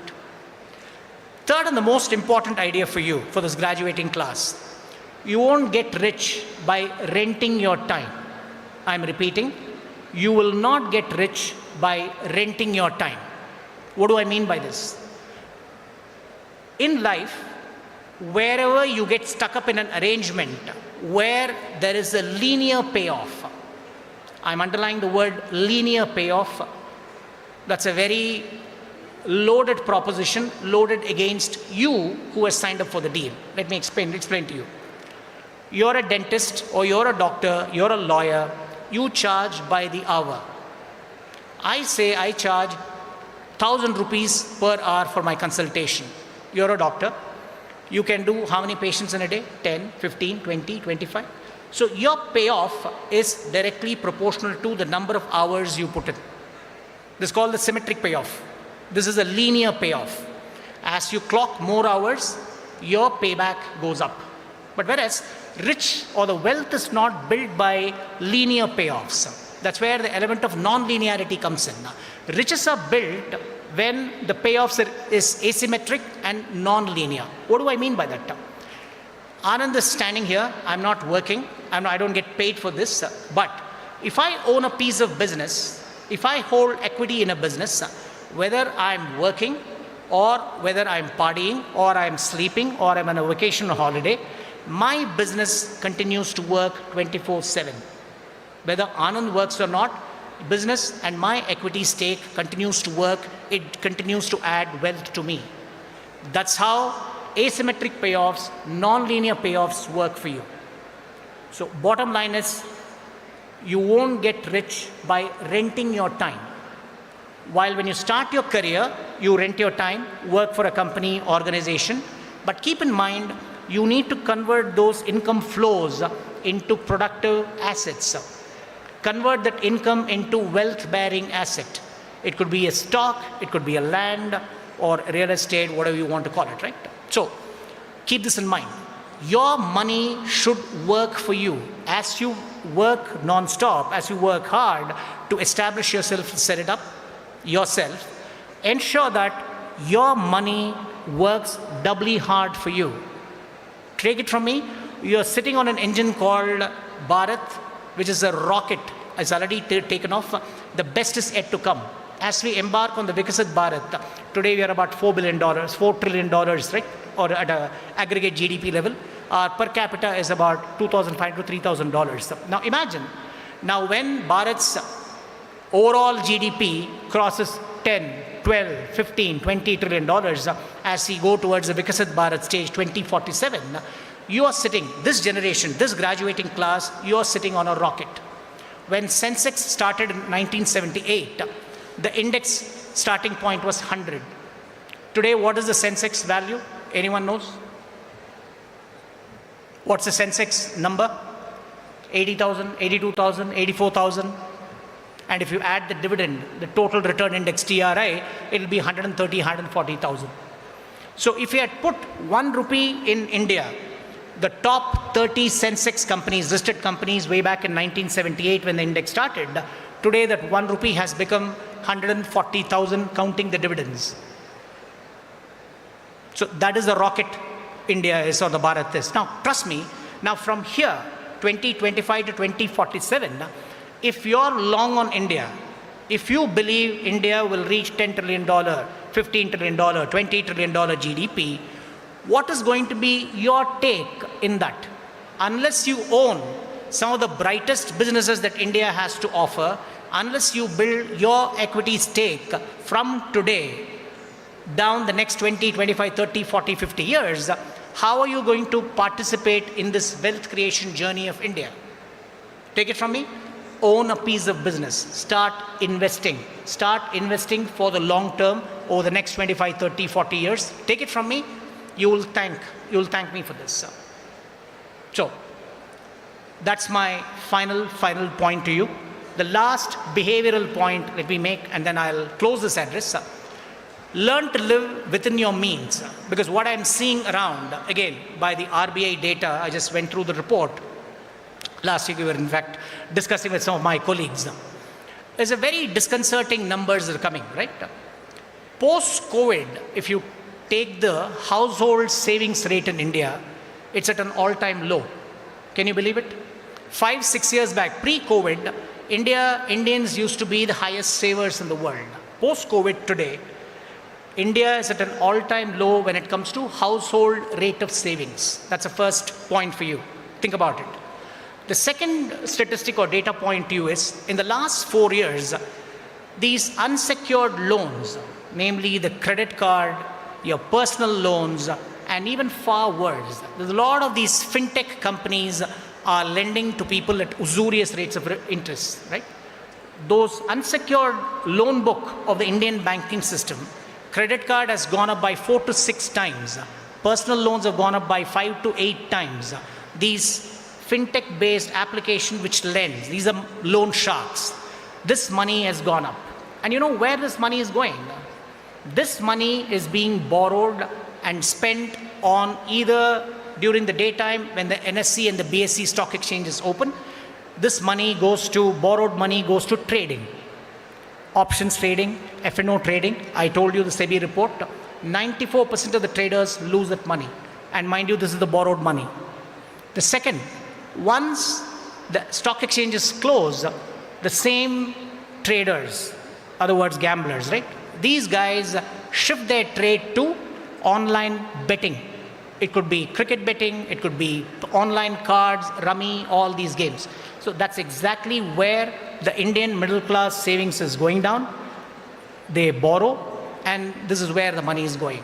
And what it essentially does is, if you read the last 3-quarter, 4-quarter commentary of our FMCG companies, the consumption in India has actually come down, and every CEO is complaining that, you know what, Indians are not buying cookies, Indians are not buying paints, there is a consumption slowdown. And if you join these dots, right, trading volume is going up, your borrowing leverage in the system is going up, especially the personal middle class balance sheet leverage on that is going up. If you take these two, automatically your usual consumption is suffering. Keep that in mind. Don't trade. Build your equity, play the long game, learn to live within the means, because that's the starting point. If you cannot learn to live below your means, there is no surplus capital for you to invest and partake in this India growth journey. Last point. Typically we say income minus expenses is equal to whatever bacha hai, that is investment. No. Turn this equation upside down. Your income minus your investments, whatever left is equal to your discretionary or your regular expenses. Change this equation, and I wish all of you all the very best, and thank you very much to this ICFAI Business School for giving me this opportunity. May God bless you all. Wish you all the very best. Thank you. Thank you, Mr. Anand Chandramouli, sir, for your inspiring address. We are truly enlightened by your thoughts. We request everyone to please maintain the decorum. We request all the graduating students to raise, and please raise your hand while taking the pledge. We request all the graduating students to raise.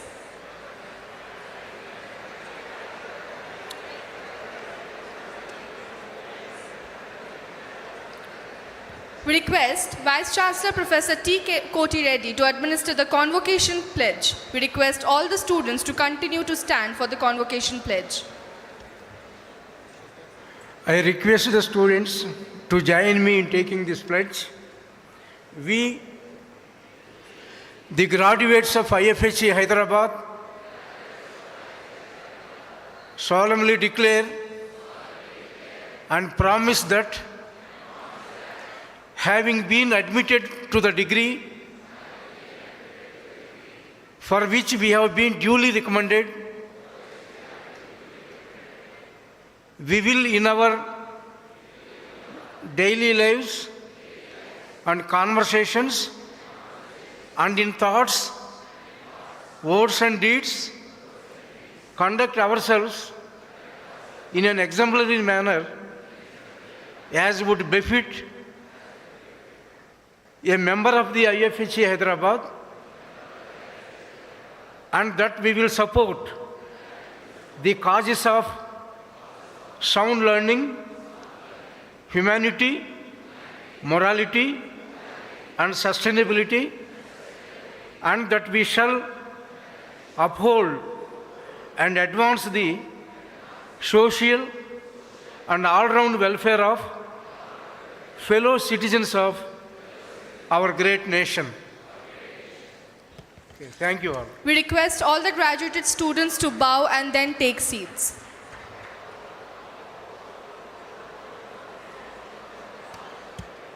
We request the convocation gathering to maintain the decorum. We request our chairperson ICFAI Group, Madam Srimati N. Sobharani Asashwi, to present a token of our appreciation to the chief guest, Mr. Anand Chandramouli.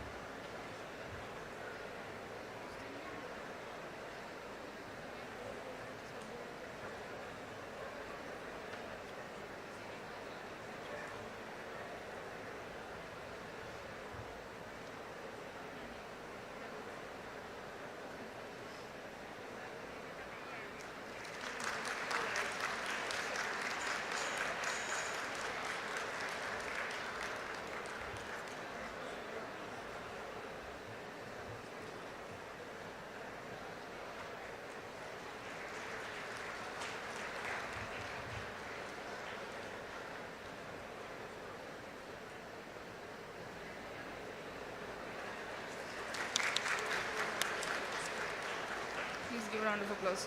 Please give a big round of applause.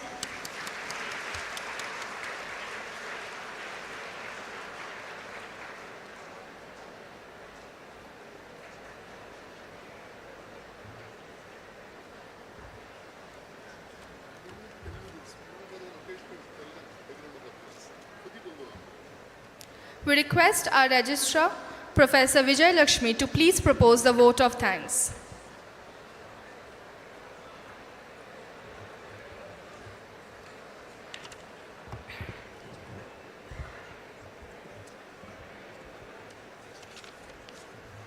Good afternoon, everybody, both on the dais and off the dais. It is with immense joy and profound gratitude that I stand before you to offer vote of thanks on this momentous day. On behalf of the entire IFHE family, I, Dr. S. Vijayalakshmi, Registrar of the University, want to express our deepest appreciation to everyone who made this convocation a truly memorable occasion. First and foremost, a heartfelt congratulations to our graduating students. Big round of applause to all the students. Sound is very less.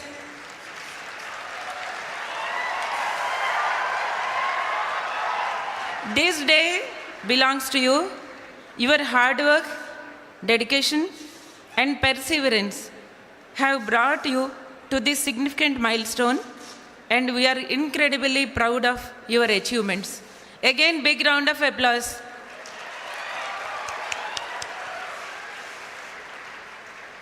Our sincere thanks to our Honorable Chancellor, Dr. C. Rangarajan, for his continuous support.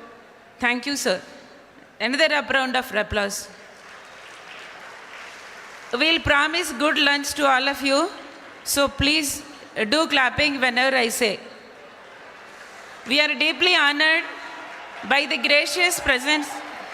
We are deeply honored by the gracious presence of our Vice Chancellor, Dr. T. Kotireddy Garu, for his valuable guidance and unwavering support. Thank you, sir. A special word of gratitude to today's chief guest, Sri Anand Chandramouli, Head of Global Capacity Center Solutions at LTIM IND3. Thank you so much, sir, for your insightful thoughts and delivering conversation addressed to our young minds. Your 4 principles, principle of inversion, avoiding failures, ability to think contradiction of hypothesis made everybody's life think twice, not only to all the students, that applies to all the teachers and to all the human beings. Thank you so much, sir. Sound is less. Avoiding laziness and avoiding over-promising is very, very important, not only for the budding graduates and also those who are joining in the corporate lives. Don't promise too much. Perform, then take the appreciations. That is a great lesson we are taking from you, sir. We extend our sincere thanks to Srimati N. Shobharani Yashashvi, Chairperson ICFAI Society, for your gracious presence. Big round of applause. Sound is less. We want to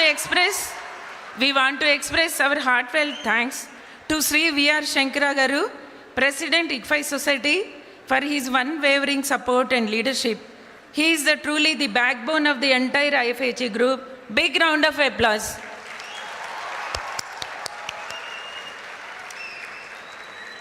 No whistling, only clapping.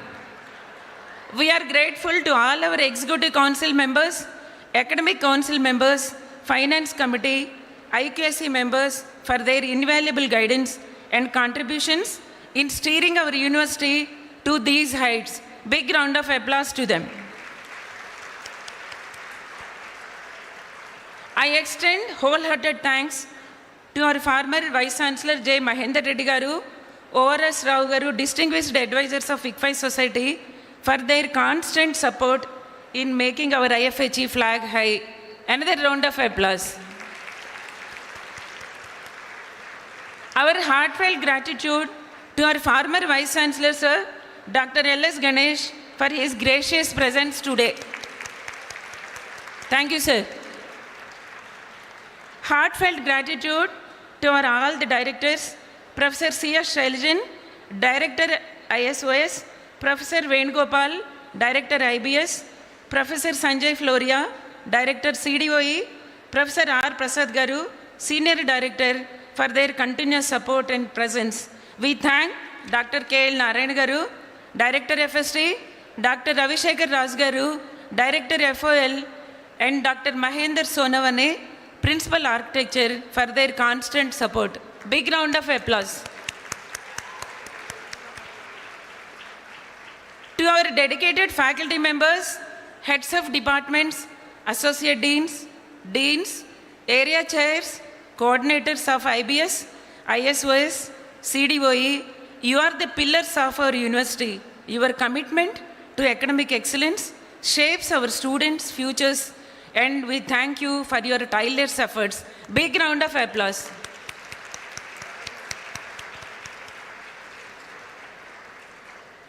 Administration is the backbone in ICFAI, and academics is supported 24/7 by the administration. We acknowledge the continuous support of our administration, both from IBS, ISOS, CDOE, and all the SSDs, and the entire IFHE University administration under the leadership of Colonel Vishnath Garu. Big round of applause. Sound is very less.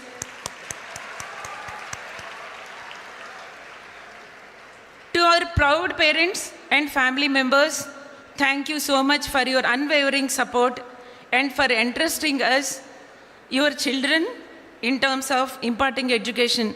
Your presence makes this celebration complete. Thanks to all the parents. Finally, a big round of applause to all our alumni, which is the backbone of our university, for their constant support in the placements, internships, and mentoring. We extend our gratitude to the print and electronic media, as well as our branding team. Big round of applause to Sri Sudhakar Rao Garu and his entire team. Sound is less.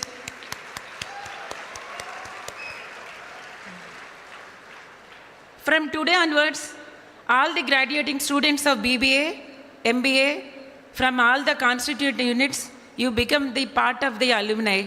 So don't forget the university and request all of you to contribute to the university by using 4 pillars of today's chief guest. Last but not the least, special thanks to our controller of examination, Dr. P. Shashikala and her entire team. Big round of applause.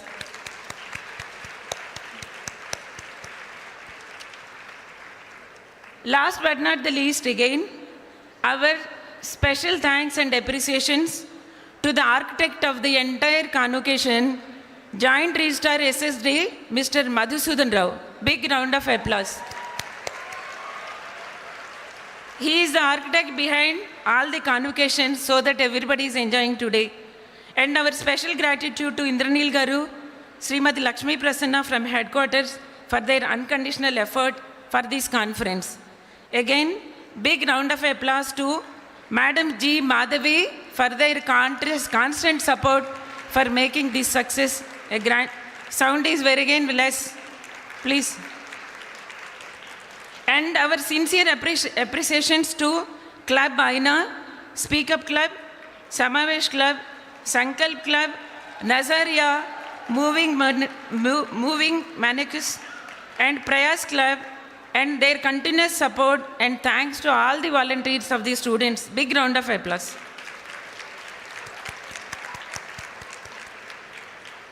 Thank you once again for being a part of this special day. My blessings to the children, my respects to the elders. My message as a teacher and administrator is, I wish everybody to be the employers and not be the employers. Think with peaceful mind, start contributing to the Viksit Bharat. Thank you. Jai Hind. Thank you so much. Thank you, Madam. We request our Vice Chancellor, Professor T. Kotti Reddy, to please declare the convocation closed.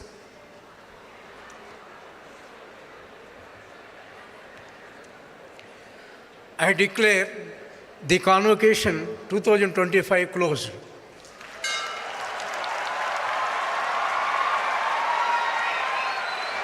Ladies and gentlemen, please maintain the decorum and please rise for our national anthem.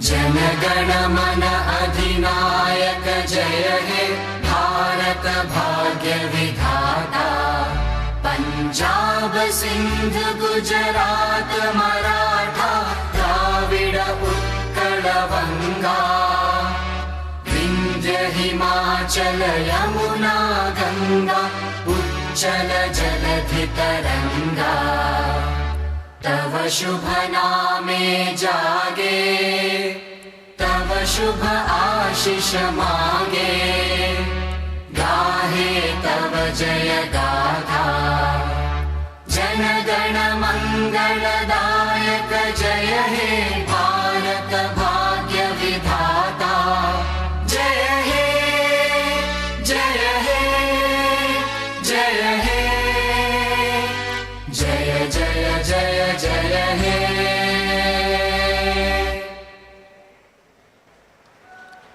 Congratulations to all the graduated students class of 2025. Students, please be seated. We request all students to be there in their respective places for a few minutes and await for further announcements. Meanwhile, we request all the dignitaries on stage to please come forward for a group photo.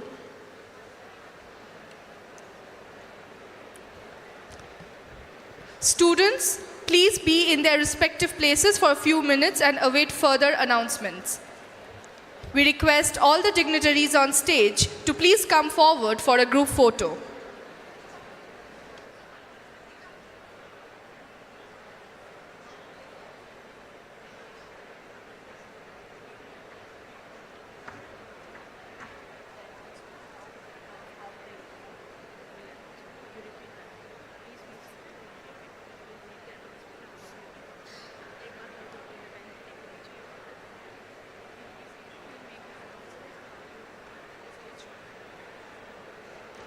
We request all the graduates to please be seated and will announce the commencement towards the stage shortly.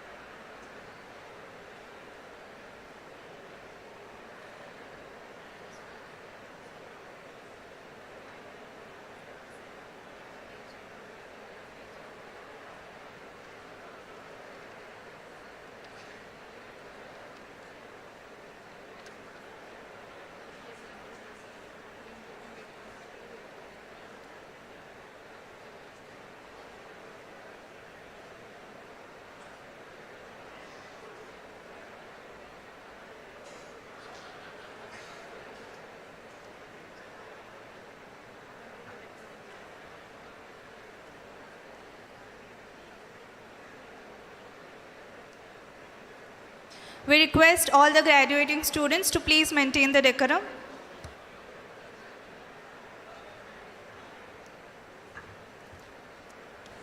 We thank all the dignitaries on the dais for joining us in this momentous occasion. We also request you to stay on the dais to welcome the students.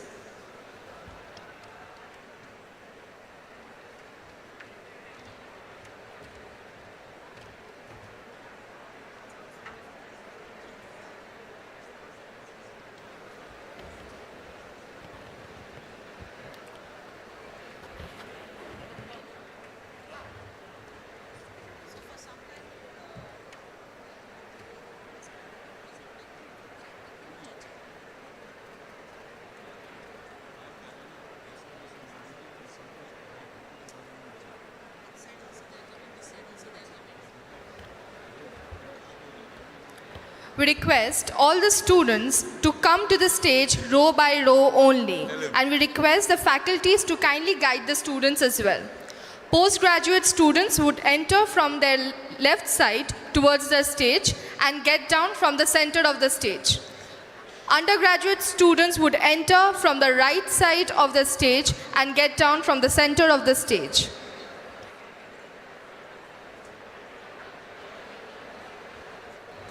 We request all the students to come row by row only, and we request the faculties to kindly guide the students as well.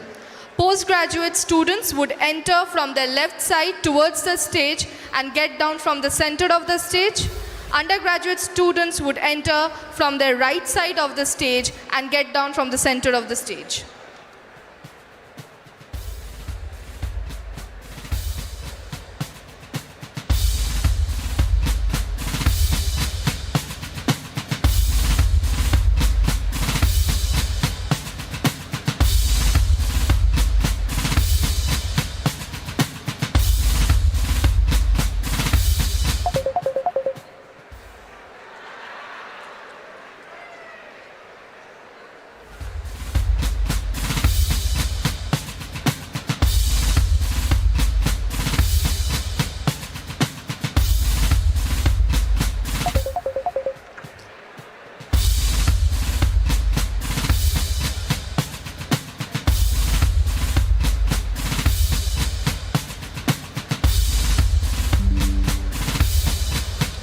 We request all the graduating students to please maintain the decorum.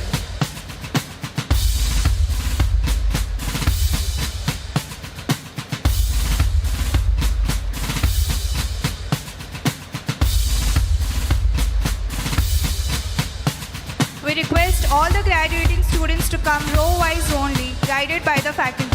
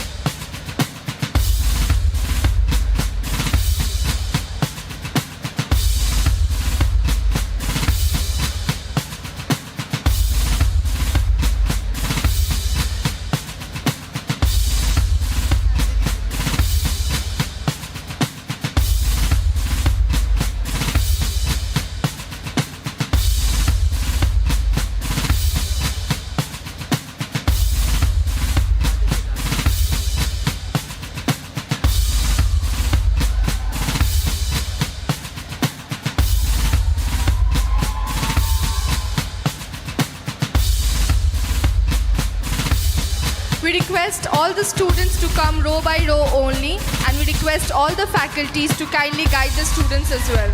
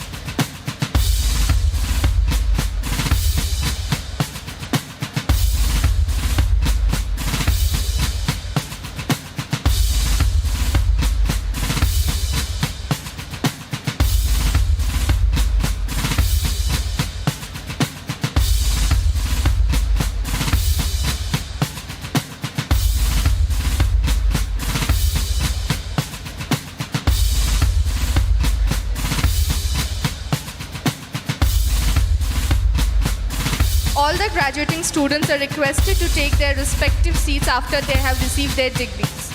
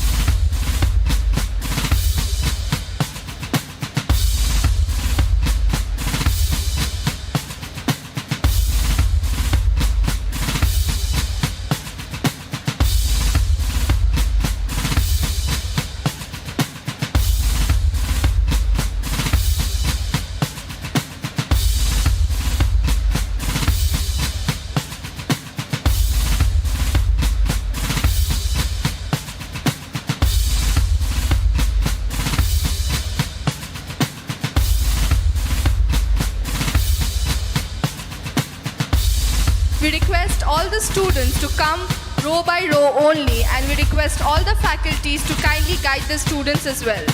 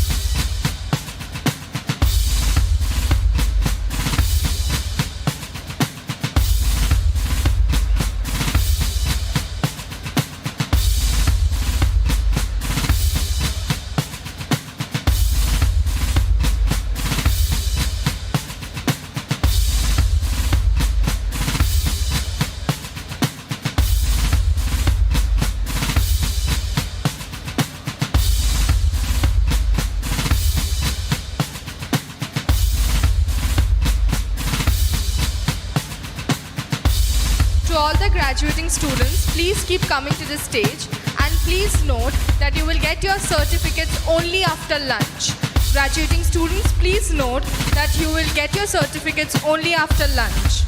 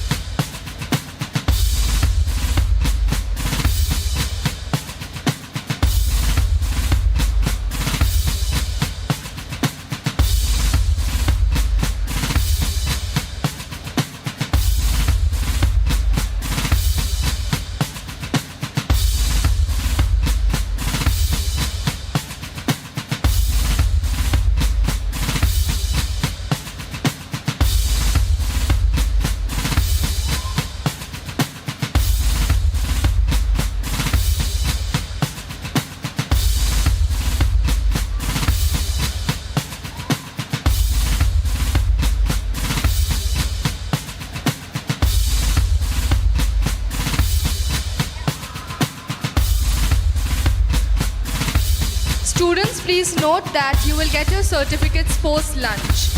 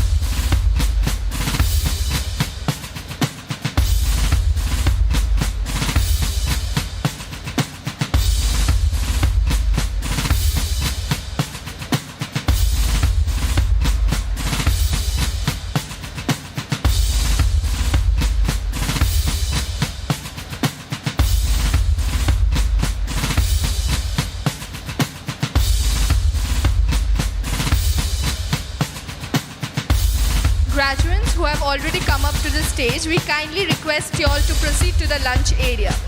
Graduates who have already come up to the stage, we kindly request you all to proceed to the lunch area.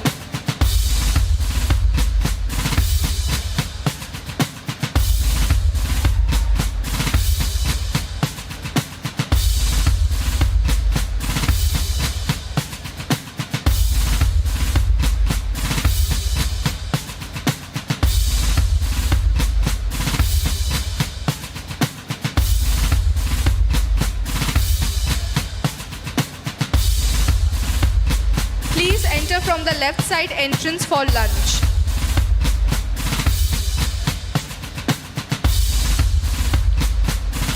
Graduates who have already collected their certificates, please proceed for lunch and to the left side of the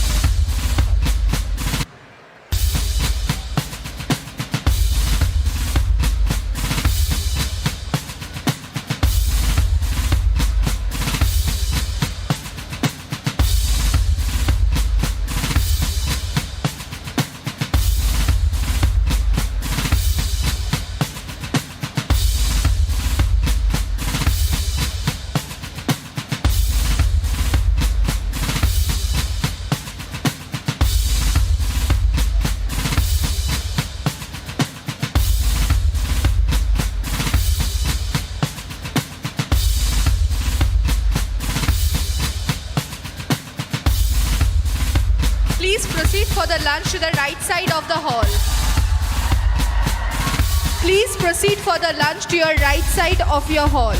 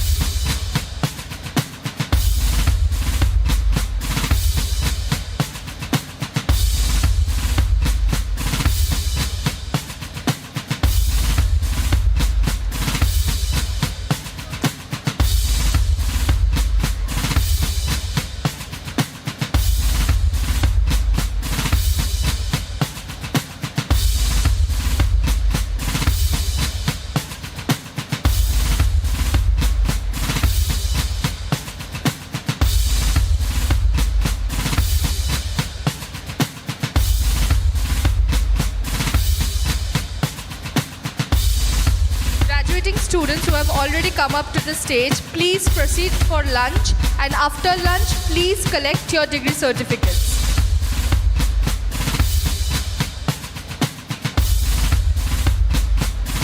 I repeat, only after lunch you will receive your degree certificates.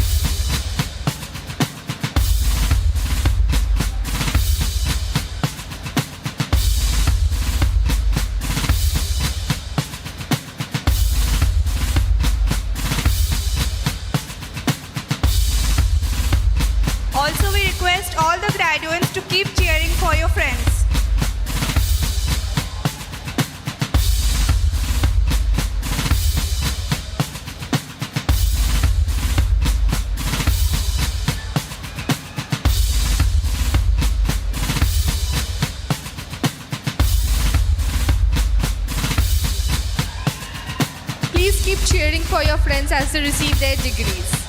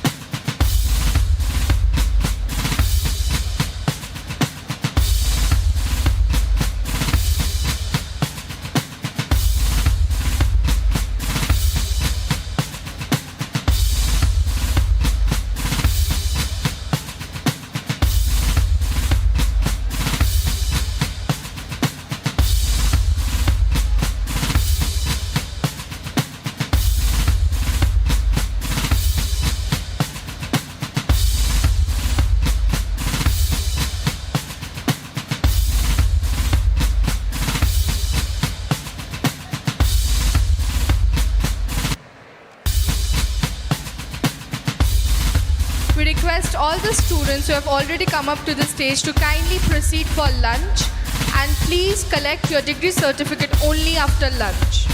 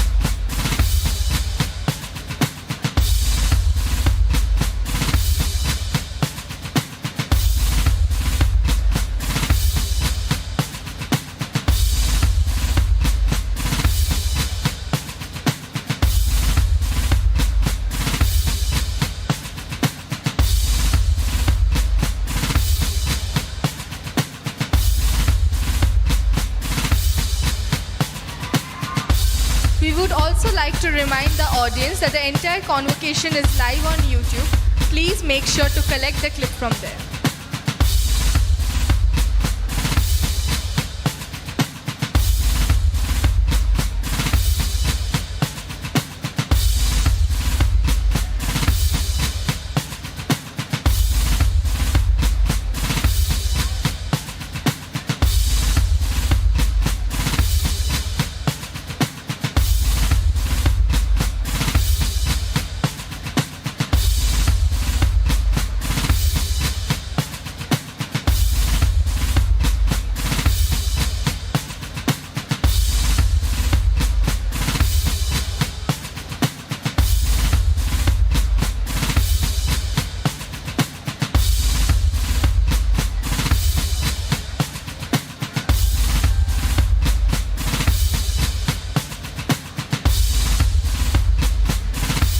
Students who have already come up to the stage, please proceed for lunch and make sure to collect your certificate only after lunch.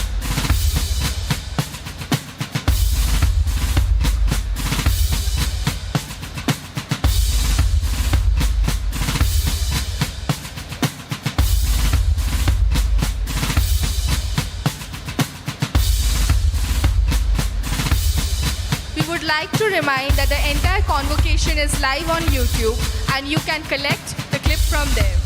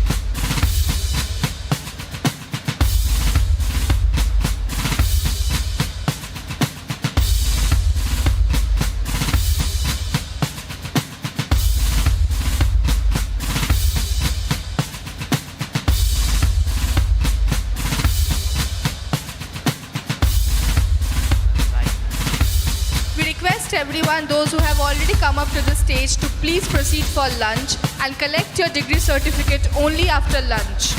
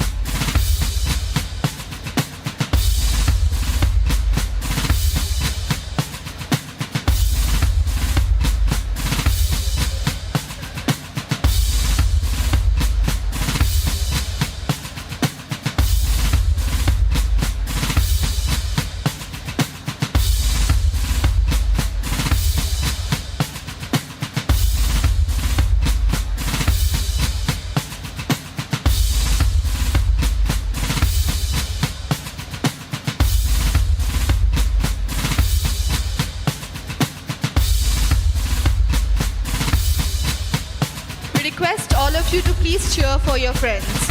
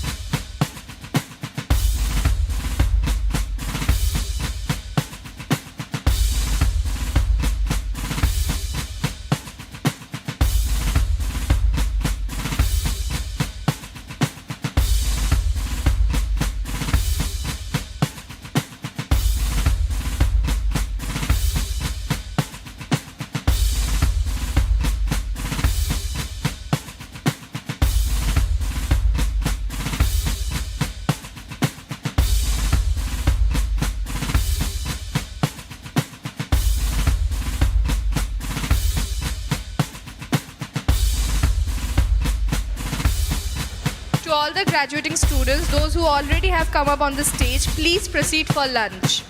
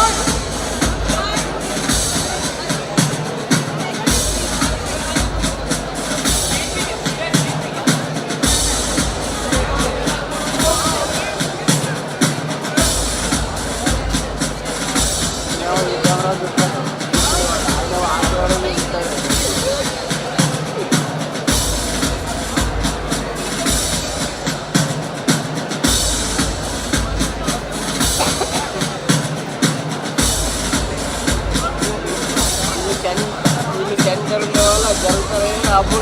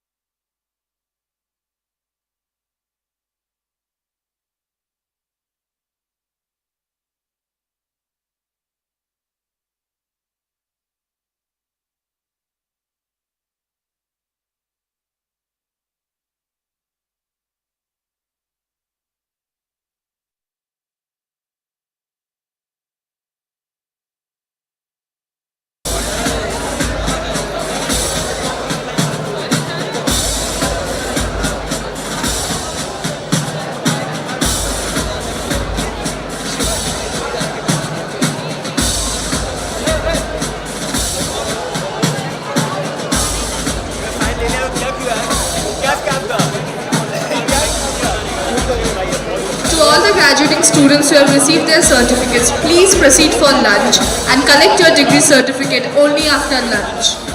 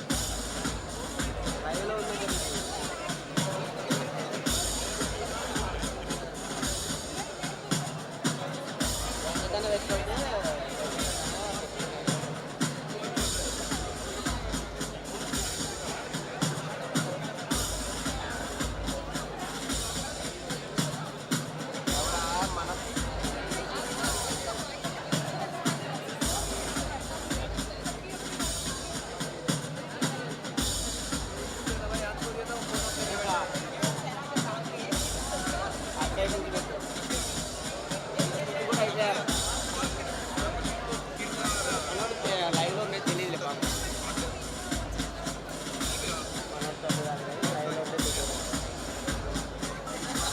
All the volunteers, please come up on the stage. చెప్పురా. Hello, కొడుతున్నా, ఇప్పుడు కొడతా. నేను ఇక్కడ బయట షూట్లో ఉన్నా. ఎంత పెట్టాను? 5,000 పట్టాలి. 11,000 లేదులే కానీ అయితే నెక్స్ట్ మంత్ కొడతాలే 11,000. ఇచ్చినారా అది? All the student volunteers, please come up on the stage. సాయంత్రం వస్తుంది, అప్పుడు వస్తుంది, ఇప్పుడు వస్తుంది అండి.